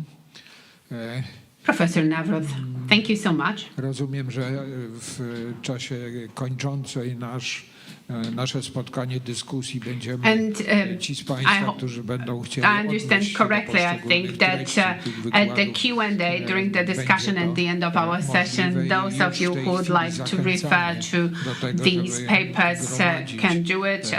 I strongly encourage you to have questions, to collect your observations. W podsumowaniu wyrazić. Oczywiście dotyczy to również tych referatów, które jeszcze nie były wygłoszone. Pierwszym z nich refers to the papers. So we have, which is coming right now, Astonishment, Absolute Novelty, or a Vision of Decline. Ernestyna Szpakowska-Loranc from Cracow, Cracow University of Technology. Dzień dobry. Dzień dobry, chciałam bardzo podziękować za możliwość wypowiedzi. Good afternoon. Thank you very much for giving me the floor. In particular, so because I'm speaking to such a distinguished audience. Będę mówić o zadziwieniu, kwestii nowości. I'll be talking about astonishment in the context of vision or anticipation of a fall. So first, let me talk about astonishment, narrative, and time in architecture. This conference connects technology, well, the concept of the conference Co ja zrobiłam? Connects technology. Zadziwiłam, well, tak. You astonished us, I think. Było to zabiegiem nieplanowanym. Well, it wasn't intentional. Możliwość realizacji. So we have that connection here between different categories of astonishment in buildings with and the development of technologies that open new horizons to for artists. And it has been added, construction can finally free itself from the representation of boring everyday life and common shapes. Jest to pewne zaskoczenie w It may come as a certain astonishment, as a certain surprise.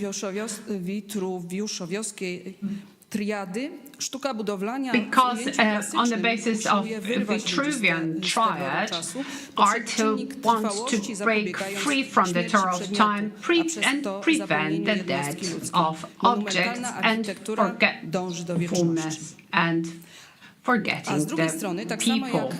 On the other hand, similarly to the object of art, architecture may carry certain ideas, meanings, and tell stories in the space, and very often that is described as a narrative architecture. In the debate about narrative architecture, we may find some quotes. They tell us about this astonishment. According to Nigel Coates, architecture, narration is architecture is often anti-sequential frame of references, which are a way to be poured on an unexpected viewer. So in this context, we have this factor of time, which is not obvious in architecture.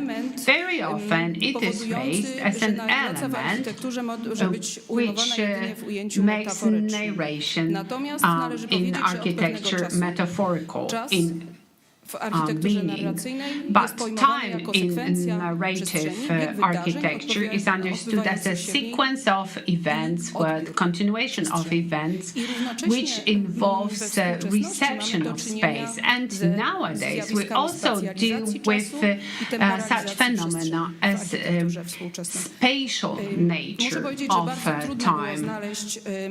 I must say that it was very difficult to find the right illustration for these two concepts. So there was this object, which on the one hand was a time-based object, but because of its aesthetics was adopted to functions that were taking place, illustrates that concept well. Now, in order to refer in a literary plot to a narrative situation placed in a given moment, according to Mikielewicz, we have that divided into two groups. So we have retrospective events presented in the future that have some guidelines about past events, and then we're dealing with anticipations, which are not used that often. So the events set in the future, they usually anticipate the future development of the plot, but they may also express the tension or express that fatalistic vision of fate. Stosowane są częściej i tutaj możemy So that is all used in architecture, and here that fits into that historical context of a city or a trend of a new urban planning and postmodernist, post-classicist trends. Then we have the anticipation in architecture, and it could be divided into two groups.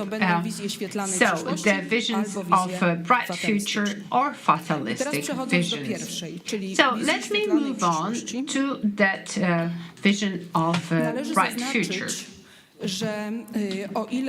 Note that when discussing ideal cities and utopias, some say that the contemporary architecture has more pragmatic grounds, that utopian visions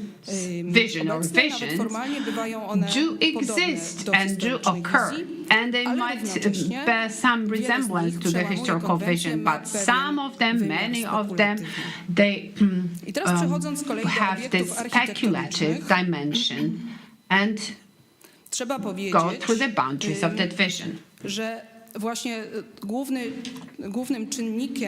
So here, the main factor that emerges in the perception of a structure is the concept of astonishment. So here we have a structure that was described as biomorphic, friendly, a creation with this new morphology, new aesthetics and materials were applied in the historical context of a city, creating the effect of an astonishing solid, which has not not or did not resemble anything that was there before.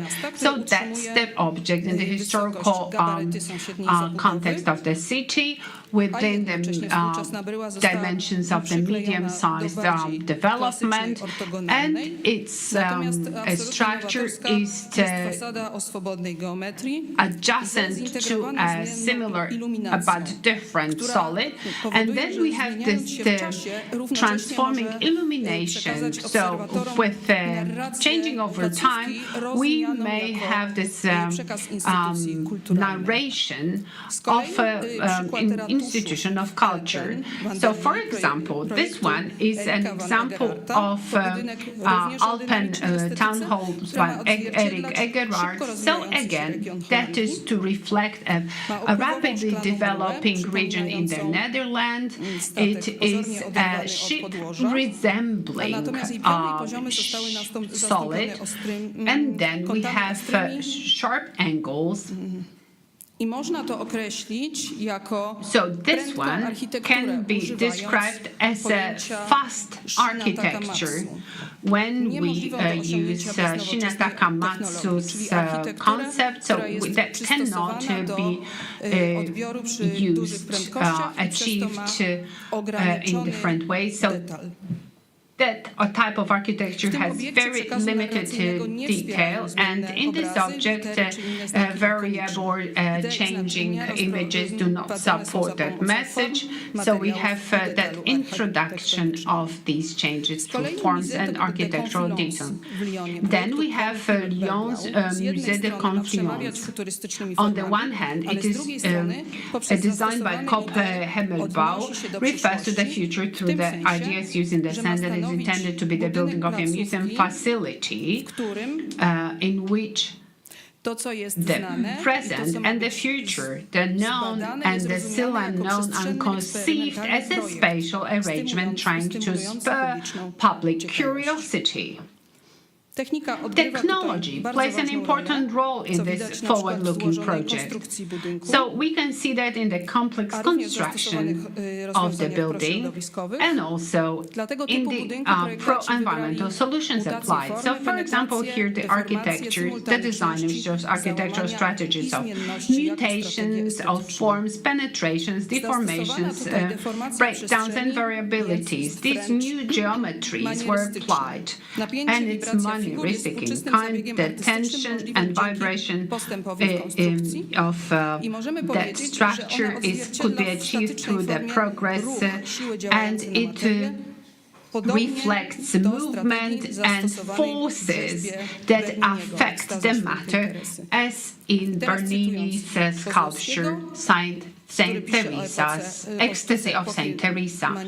So Kozłowski writes about the art of the Mannerist period drama and disintegration of forms in a mood of the gallimatías of disintegration. So anti-utopian anticipation of or directed collapse was the second group. Here we are dealing with the concept of a ruin, that ruin is a symbol of the end and morbidity of buildings and a symbol of the end of civilization. So it is the anticipation of an incoming or chaos.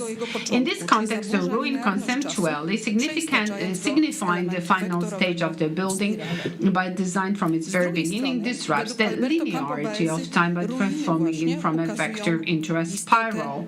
So we can see here the core of architecture similarly to a skeleton in a human body. The elements of the architecture strongly resemble the spaces that were created there.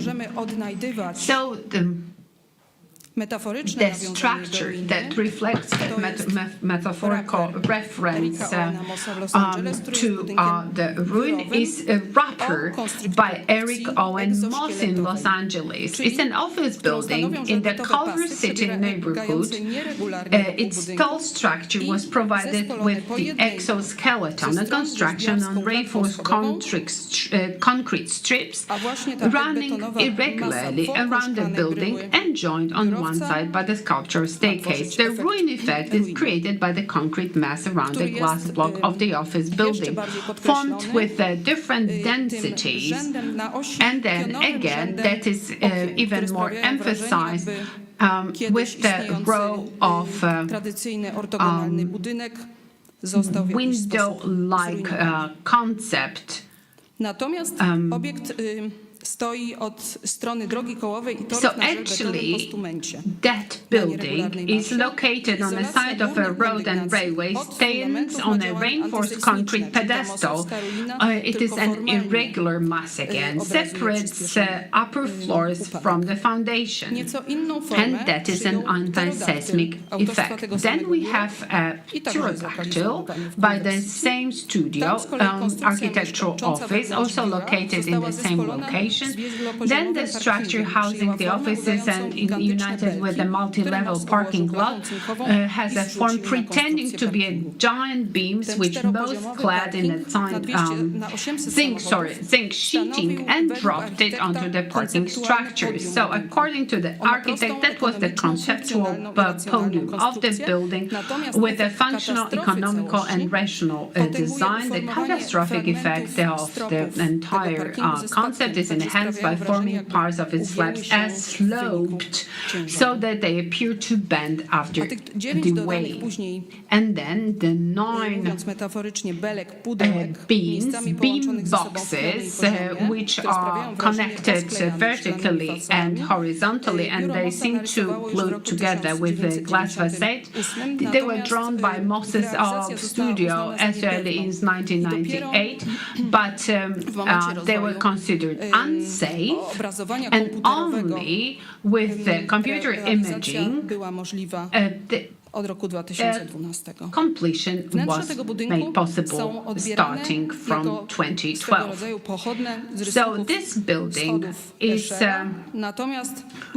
interpreted as a derivative of Escher's wall, and pterodactyl is associated with the Kopfhimmelblau concept. So when you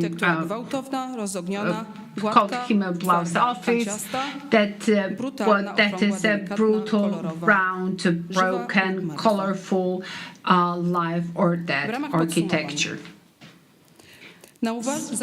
So finally, the common feature of these examples is that without the development of technology and construction would not be possible. Faded facades, complex constructions, and vague climatic solutions in computer imaging that enables the representation of a complex object so that it could be built have made it possible to shift the boundary between the practical present and visionary future. At the same time, anticipation as an architectural, poetic step creates that vision between the present and the future. So the present here means the physical existence of the building, and the future means its forms. This parallel undermines the importance of stability and permanence as classical qualities of architecture. So going back to Mikielewicz, who assumed that suspense comes from literally anticipation,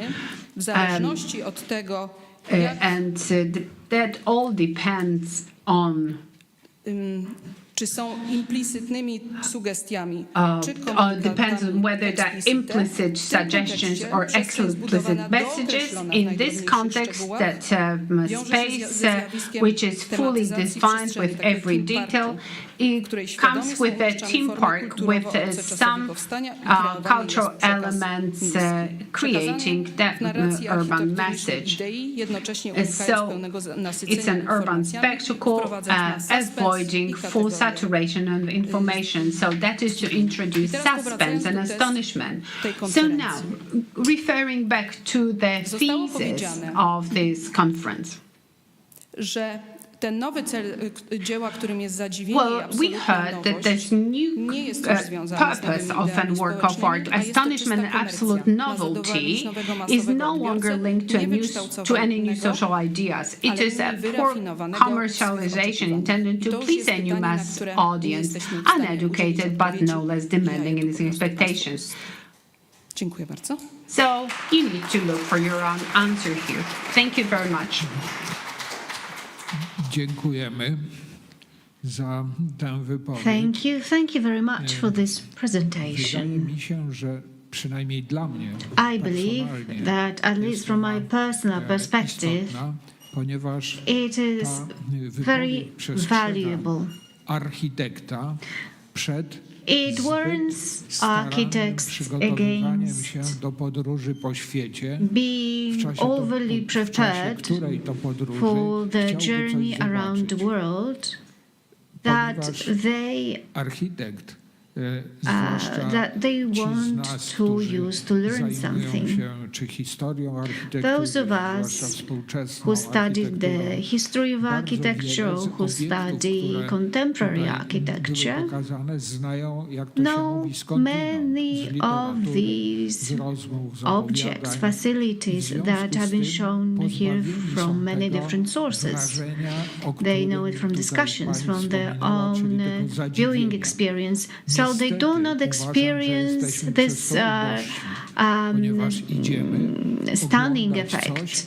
I believe that it is something that impoverishes our experience because we are looking at something that we already know. So we deprive ourselves of the thing that is the most important for everybody who approaches a new object, an architectural object, for the first time. Let me give you the most recent example from Poland, the Museum of Contemporary Art in Warsaw. Tens of our colleagues have seen this facility before it was open. They saw the photographs, drawings, designs, and all of us have already made our mind. It is great, or it is terrible, it is to be demolished, or we had some other opinions on this matter. But what is surprising is the discussion that started with the participation of people who are not professionals in the field of architecture. What kind of building was erected? Will it actually survive the test of time? It looks like a shoebox. Or the other way around. Finally, a building that balances out what the Palace of Science and Culture offers, also the building from the area of social realism. These discussions are a perfect illustration for what we have heard a while ago, and they confirm the validity of these thesis, and it is so. Surprise is experience of being stunned. And in many of my journeys around Europe, I have to admit that had it not been for the fact that I have seen the buildings I was about to encounter in books, on photographs, my journey, my experience would have been more interesting. As over the previous centuries, architects, or simply people with money, had to do the ground tour around Europe to see things they simply had heard about, and to be shocked, to be surprised, to be shocked by the decline, or to be stunned by the fact that the building continues to be impressive, that it is this way or that way. So we need to, we need to stop studying. We need to buy a train ticket and simply go and see Let us feel the trunk of our cars, and let us just go to see with our own eyes the building. So I would encourage you to see the new building of the Museum of Contemporary Art. Let us not read anything more about it. Let us just go and see and make up our own minds and have our own opinions. Maybe this building will become the legacy of the master of the 21st century, maybe not. Right now. Right now, let us move on to the next presentation, a presentation by Mr. Bruno Messina of Catania, and the title is Techne and Poesis, the Heritage of the Masters of the 20th Century. I would love this surprise to be present also in this paper.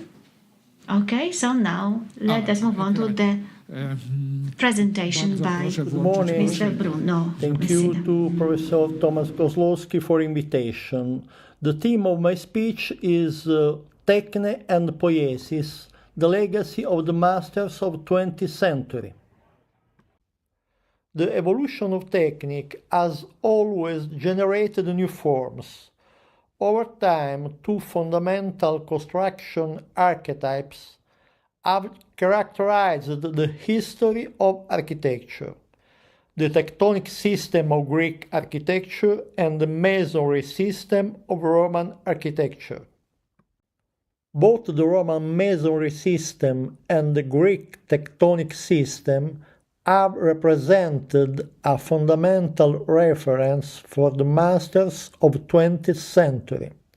Some, like Lodz and Kahn, have experimented with new spaces with a masonry character. Others, like Mies and Le Corbusier, with new expressive forms of the tectonic structural archetype. For Mies, the new possibilities allow an articulation of space according to the needs of contemporary life. Taking possession of the technical world through architecture, the eruption of the world of technology into our lives, and the translation of the changed technical situation into space. The project for a concrete country house of 1923 has a box-like structure, free inside, which he describes as follows. This construction system is covered by a thin skin of reinforced concrete. I cut openings in the walls where I needed them for views and lighting. The research on space through the exploration of different techniques and materials continues in the project for a brick country house, in which he adopts an ancient construction technique but in an innovative way. The walls, lacking continuity, appear as fragments, and the constant thickness seems to want to cancel any difference between interior and exterior.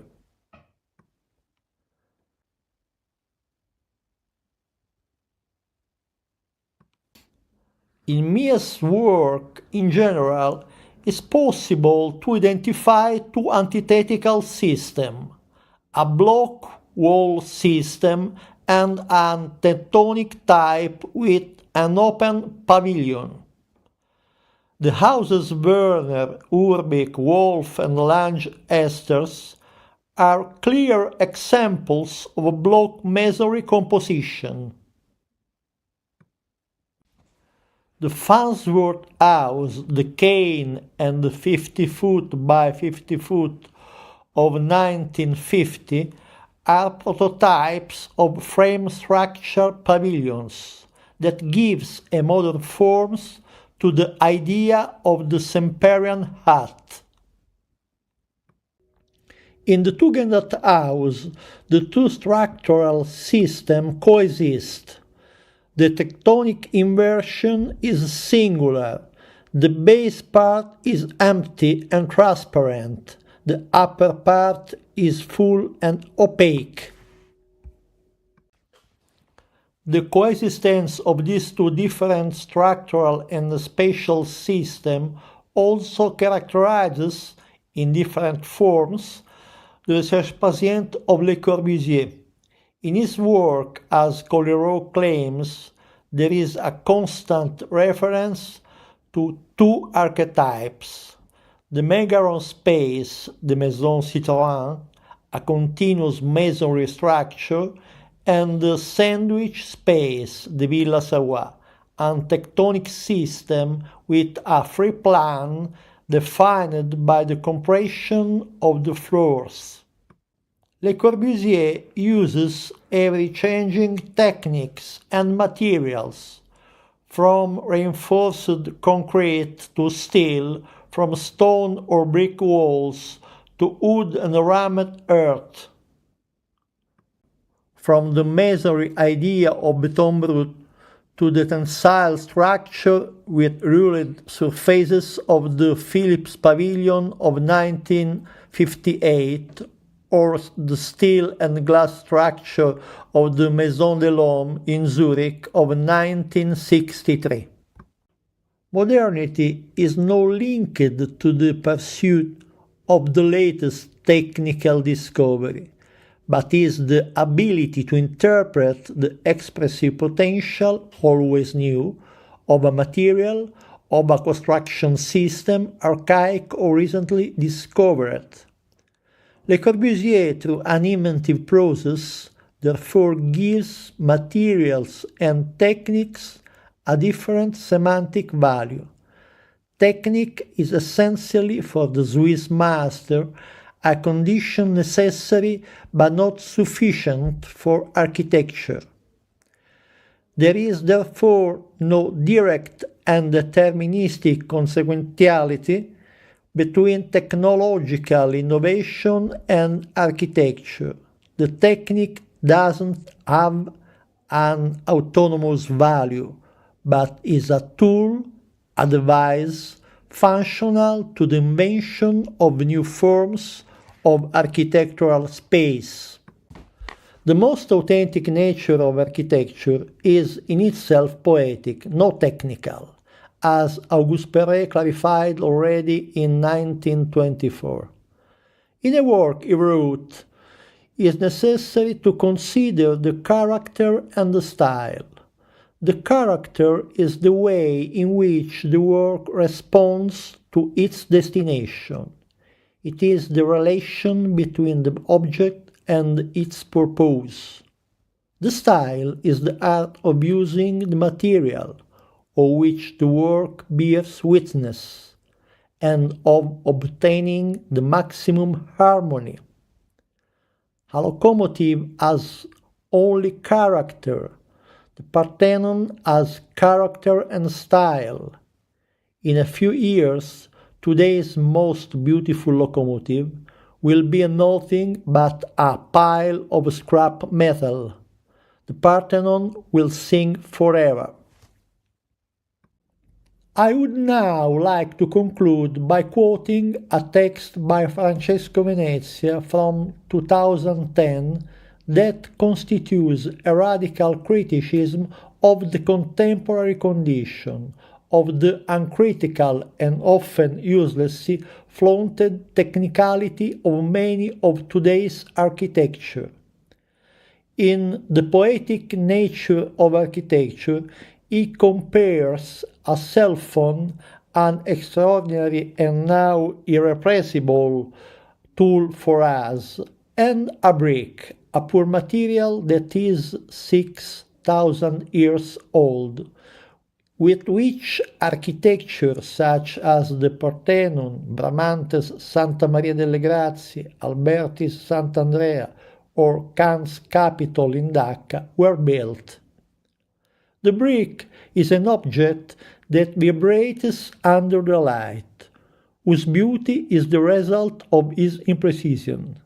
The cell phone is a perfect tool that has the life of a butterfly. Transience is the characteristic of this wonderful and useful object, the durability of the terracotta brick.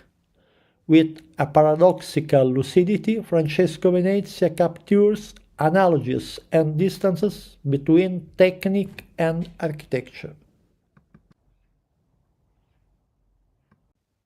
The machine is the representation of an admirable order. It's the emulation of nature by humankind. But the uniqueness and beauty of machine lies in movement. As soon as a machine becomes stuck or stops, all interest in it ceases. Its beauty no longer touches us, it ends. The beauty of architecture lies instead in its stability, in its being a measure of movement. Everything must move around the architecture, starting with the sun. Architecture continues to live beautifully in a pre-Copernican conception.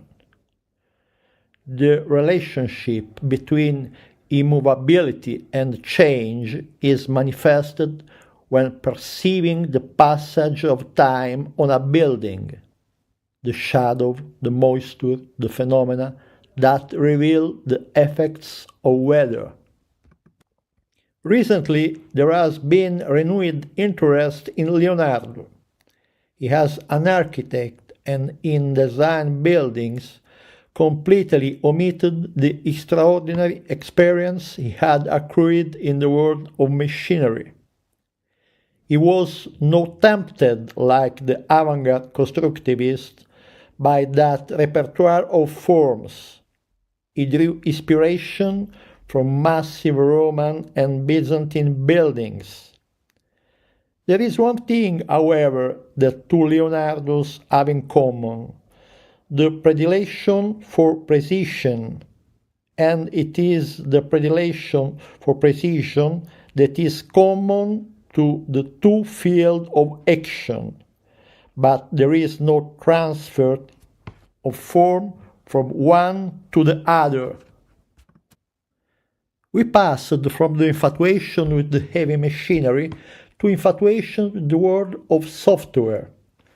Today, architects seek desperately to reproduce something that evokes the mutation of the images that take form on the computer screen.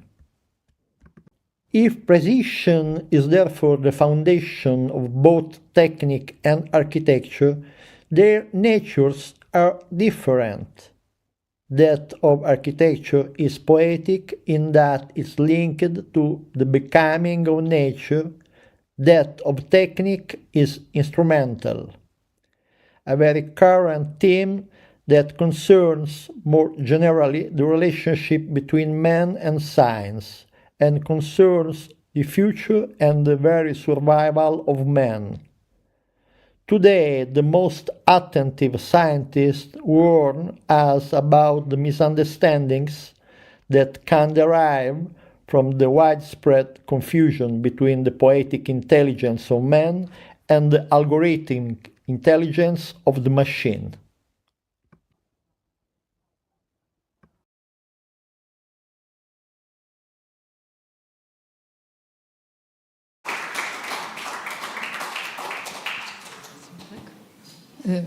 I to był ostatni wykład. So that was the last contribution during this session. I would like to open the floor for discussion. Ja może parę słów powiem odnośnie tych wykładów. Well, first let me comment on the contributions that I heard today. The first one related to the materials. That was the last one in the previous session. So it was about wood, steel, and cement. Well, concrete, reinforced concrete. So it's about them transforming the architecture. So we listen to that story of art. I would even say that it was the story of architecture. And then we had that presentation that presented that unusual, crazy forms and the astonishment. So nowadays, architecture is striving to astonish us, and the question is whether it's the right direction, whether we can live peacefully in an environment that will keep on astonishing us. That was my observation, shortly. Na którą mamy pół godziny. So we have 30 minutes for our Q&A. And I think it's important and worthwhile to focus on the key topic, key theme of our conference, which is architecture and technology. So I think it's a great connection, and a lot has been said about the connection and combination of architecture and nature, and a lot has been said about social issues in architecture. But architecture and technology tends to be overlooked in the debate, although it used to be quite Bardzo interesujące artykuły i wypowiedzi. There are some interesting papers that we heard yesterday and papers of today. I think they offer us a great foundation for deriving certain conclusions, even ad hoc conclusions. Koneksji, połączeń pomiędzy. Well, I think it's mostly about the connection, about the contemporary architecture and the contemporary technology in its current form. So I would like to open the floor for discussion. Well, so I feel encouraged to take the floor, and in a moment, we'll give the floor to you, ladies and gentlemen. Well, indeed, turns out that technology and architecture, well, that topic has been discussed in so many different contexts. But nowadays, well, and today, it turns out that this topic is very extensive, and even if we discuss certain topics, well, that concept that you served us yesterday and today, your views, etc., well, that prompt us towards this new opening in the debate. So, for example, yesterday, we had a paper on the East and its architectural concept. A lot has been said about the stairs. So at some point, Koolhaas exhibition in Venice was partially devoted to stairs, and one would think that the topic has been exhausted, but it doesn't seem so. Even more so, there are new ideas, new deliveries, Piranesi's drawings, and miles of stairs to walk up and down. And also, let me refer to the Modern Art Museum in Warsaw. Some say that museum itself, that the building is just the cover for the staircase inside. Those of you who have not seen the staircase, well, it's worthwhile to check that out. Well, one walks, climbs the stairs up and down, just holding on to the barister to prevent oneself from falling from at the top. And one reaches the mezzanine, the landing with another flight of stairs starting. Those who walked the stairs to the left, they collide with those who were climbing up the stairs to the right. Well, I hope that there won't be any misfortunes. I remember that vessel concept in New York. That structure had to be closed down for reasons that I'm not going to share with you right now. So for now, let us consider whether the detail created for the purpose of architecture doesn't carry more meaning than we believe it does. And then one more contribution. When Patrick Schumacher was taking over the studio after Zofia Hagic passed away, he said the following: I would be happy for that mode of designing to become a new style. At some point, the humankind came up with this Gothic style, followed by other styles, and according to him, we're going to have this concept-based or parameters and technology. Perhaps our younger colleagues will live to see it happening.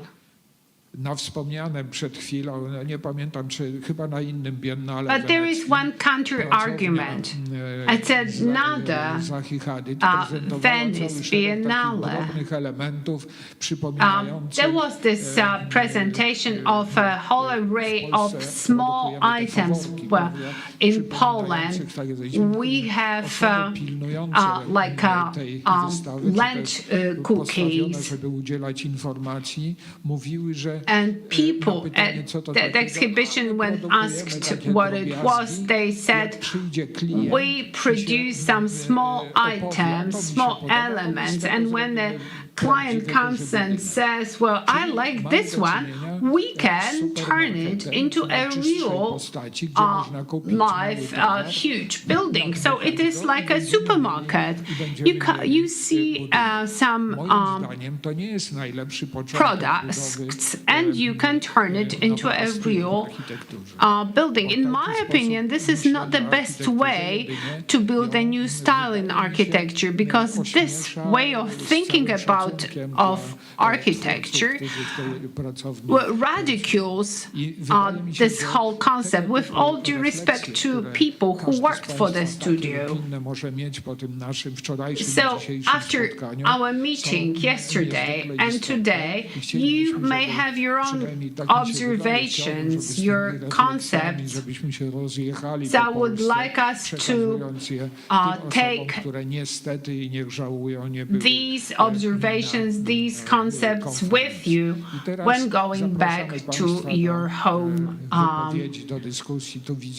studios, universities. Well, I can see Mateusz Dudkowicz is eager to speak.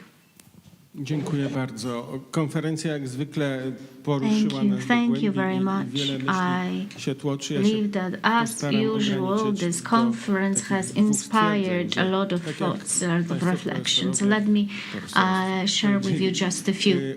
So, as you have said, technology influences architecture, and in many papers, speakers emphasize the fact that it influences the feasibility of different strange architectural forms.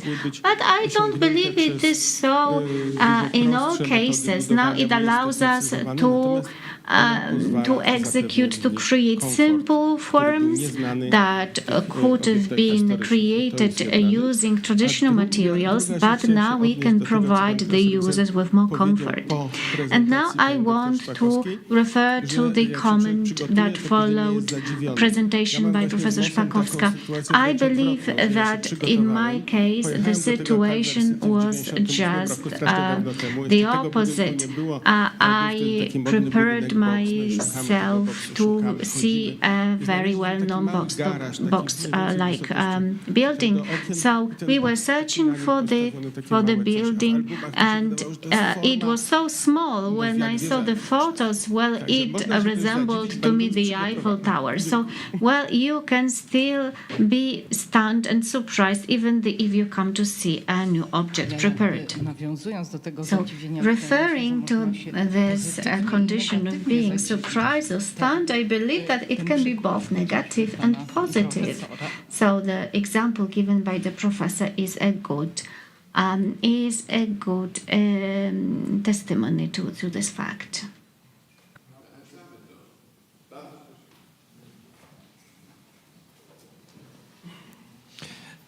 Dzień dobry. Jestem pierwszy raz Good afternoon. I've been participating in this conference for the first time, wychodzę z niej ogromnie zainspirowany. It has left me immensely inspired. When it comes to my reflections, I try to nowymi językami keep up the pace with the new languages of speaking about architecture. I mam chyba taką krótką myśl, And I have a very brief reflection that is to me the effect of this meeting. So możemy się zastanawiać, czy I believe that pędzący rozwój technologii we oraz can wonder whether the development of technology and technique opisanego przez Kurta will Vonnegutta produce a society that Kurt Vonnegut described in Pianola novel, where a narrow group of specialists creates the entire reality using machine, science, techniques and technologies. W odróżnieniu od mas And this is in contrast with the masses of humans that are being maintained by machines. And these masses need any kind of occupation. Ludzie mieli sens życia. Any kind of occupation that would provide them with a sense of living. But what's the most important question? I believe it is the question about the addressee of these efforts. Kontestatorów, konsumentów. Consumers, architects, critics. The condition of being stunned, surprised. The surprise is the key effect, the key outcome that is produced in those addressees, users. I staje się jednym z celów, który And it becomes one of the goals that allows us to redefine the space of culture. Może mieć efekt, jak And tutaj the powiedziano, sense of being stunned may be subversive, as you have said, and it can redefine our experience and inspire us to construct new meanings on an individual level. But the surprise, the condition of being stunned, seems to be one of the crucial elements of the creative process. The creative process, that is something we are well familiar with. So I would risk a statement that producing surprise means producing architecture for creating creative people. Ale też wyciągam z tej dyskusji But this is not the only conclusion from this discussion. So I am hopeful, but I am also aware of problems related to this transmission, to this architectural transfer. Na przykładzie przestrzeni hybrydowej zobaczyliśmy, Using the example of a hybrid space, we saw taka architektura skończyć we saw that efektem właśnie the effect that might be produced is that of entertainment, escape from time. Popularne czy populistyczne wręcz. So it's a popular or rather populist spectrum. So what's the key question for the future for me? Jest stopni trudności. I would say it is about defining the degrees of difficulty of reading architecture as a text, experiencing architecture as a text. And I think that we may attempt to create a scale of difficulty of architectural works that would resemble the scale of difficulty of linguistic texts.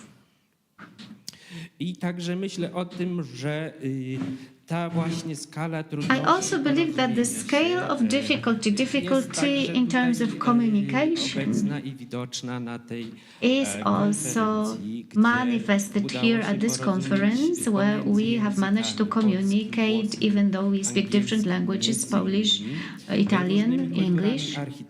We represent different architectural cultures. But we also represent different generational waves of thought. Dla mnie wydaje się kluczowe skupienie na formie. So to me, what is crucial is the focus on the form and the simplicity of reception, of perception and understanding of our expression. And this is the key reflection that I will take home. Bardzo dziękujemy. Kto następny chciał? Thank you very much. Is there anybody else? We encourage you. Maybe Professor here would like to say something. Thank you very much. Well, listening to the lectures, I have to say that the key motive was the conclusion that architecture is there to satisfy our needs, physical and spiritual, regardless of the type of architecture, be it popular, vernacular in architecture, or the great architecture of the Enlightenment period, when those huge edifices of classicistic nature was being erected. In every single case, the architectural choice, so the method of constructing, served as the guiding method for designing the place and the details inside it. It means new connections, new joints that regulate the things that are indoors, including furnishings. So these solutions were transferred from macro scale to the scale of details that appear. So if we have a look at it from this perspective, the phenomena that we are observing right now, so the diversity of currents, because we have this domesticated block architecture, parametrical architecture that is supposed to be overtaken by computers. We have the parasite architecture, so the add-ons, annexes that are being added more or less formally, and this is something that one of the key architectural firms is doing, so small extensions, as well as the thing that you mentioned a moment ago, so the so-called printed, prefabricated, ready-to-make buildings that are being then assembled to meet specific needs. And all of that is a consequence of the fact that we can produce new details. So we want beautiful architecture, architecture that satisfies our needs. podstawowym, który And tworzy tę architekturę, basic element that creates or co-creates the architecture are those new solutions, technical, material solutions, new possibilities, as well as new ways of thinking, also inspired by computer software, hardware that have redefined our design work and the manner in which we work. The designs are then obviously fed into machines that bend, for instance, metal sheets and create forms that were impossible to be made just a few decades ago. Thank you very much. Bardzo dziękujemy. Zachęcamy następnych dyskutantów. Are there any other speakers?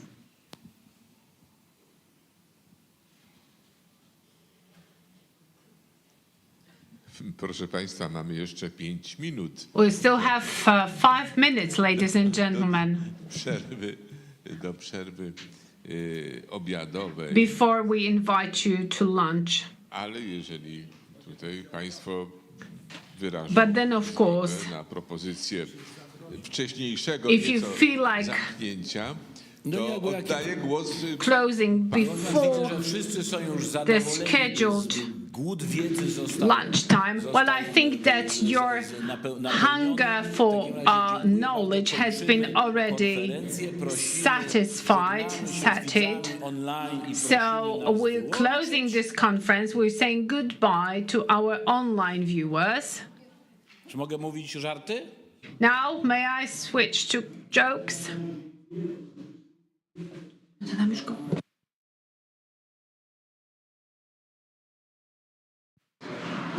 Thank you, ladies and gentlemen.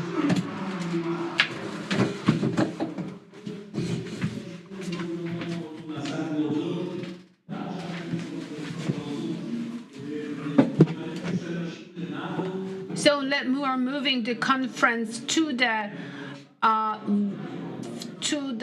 lunch floor, and thank you very much.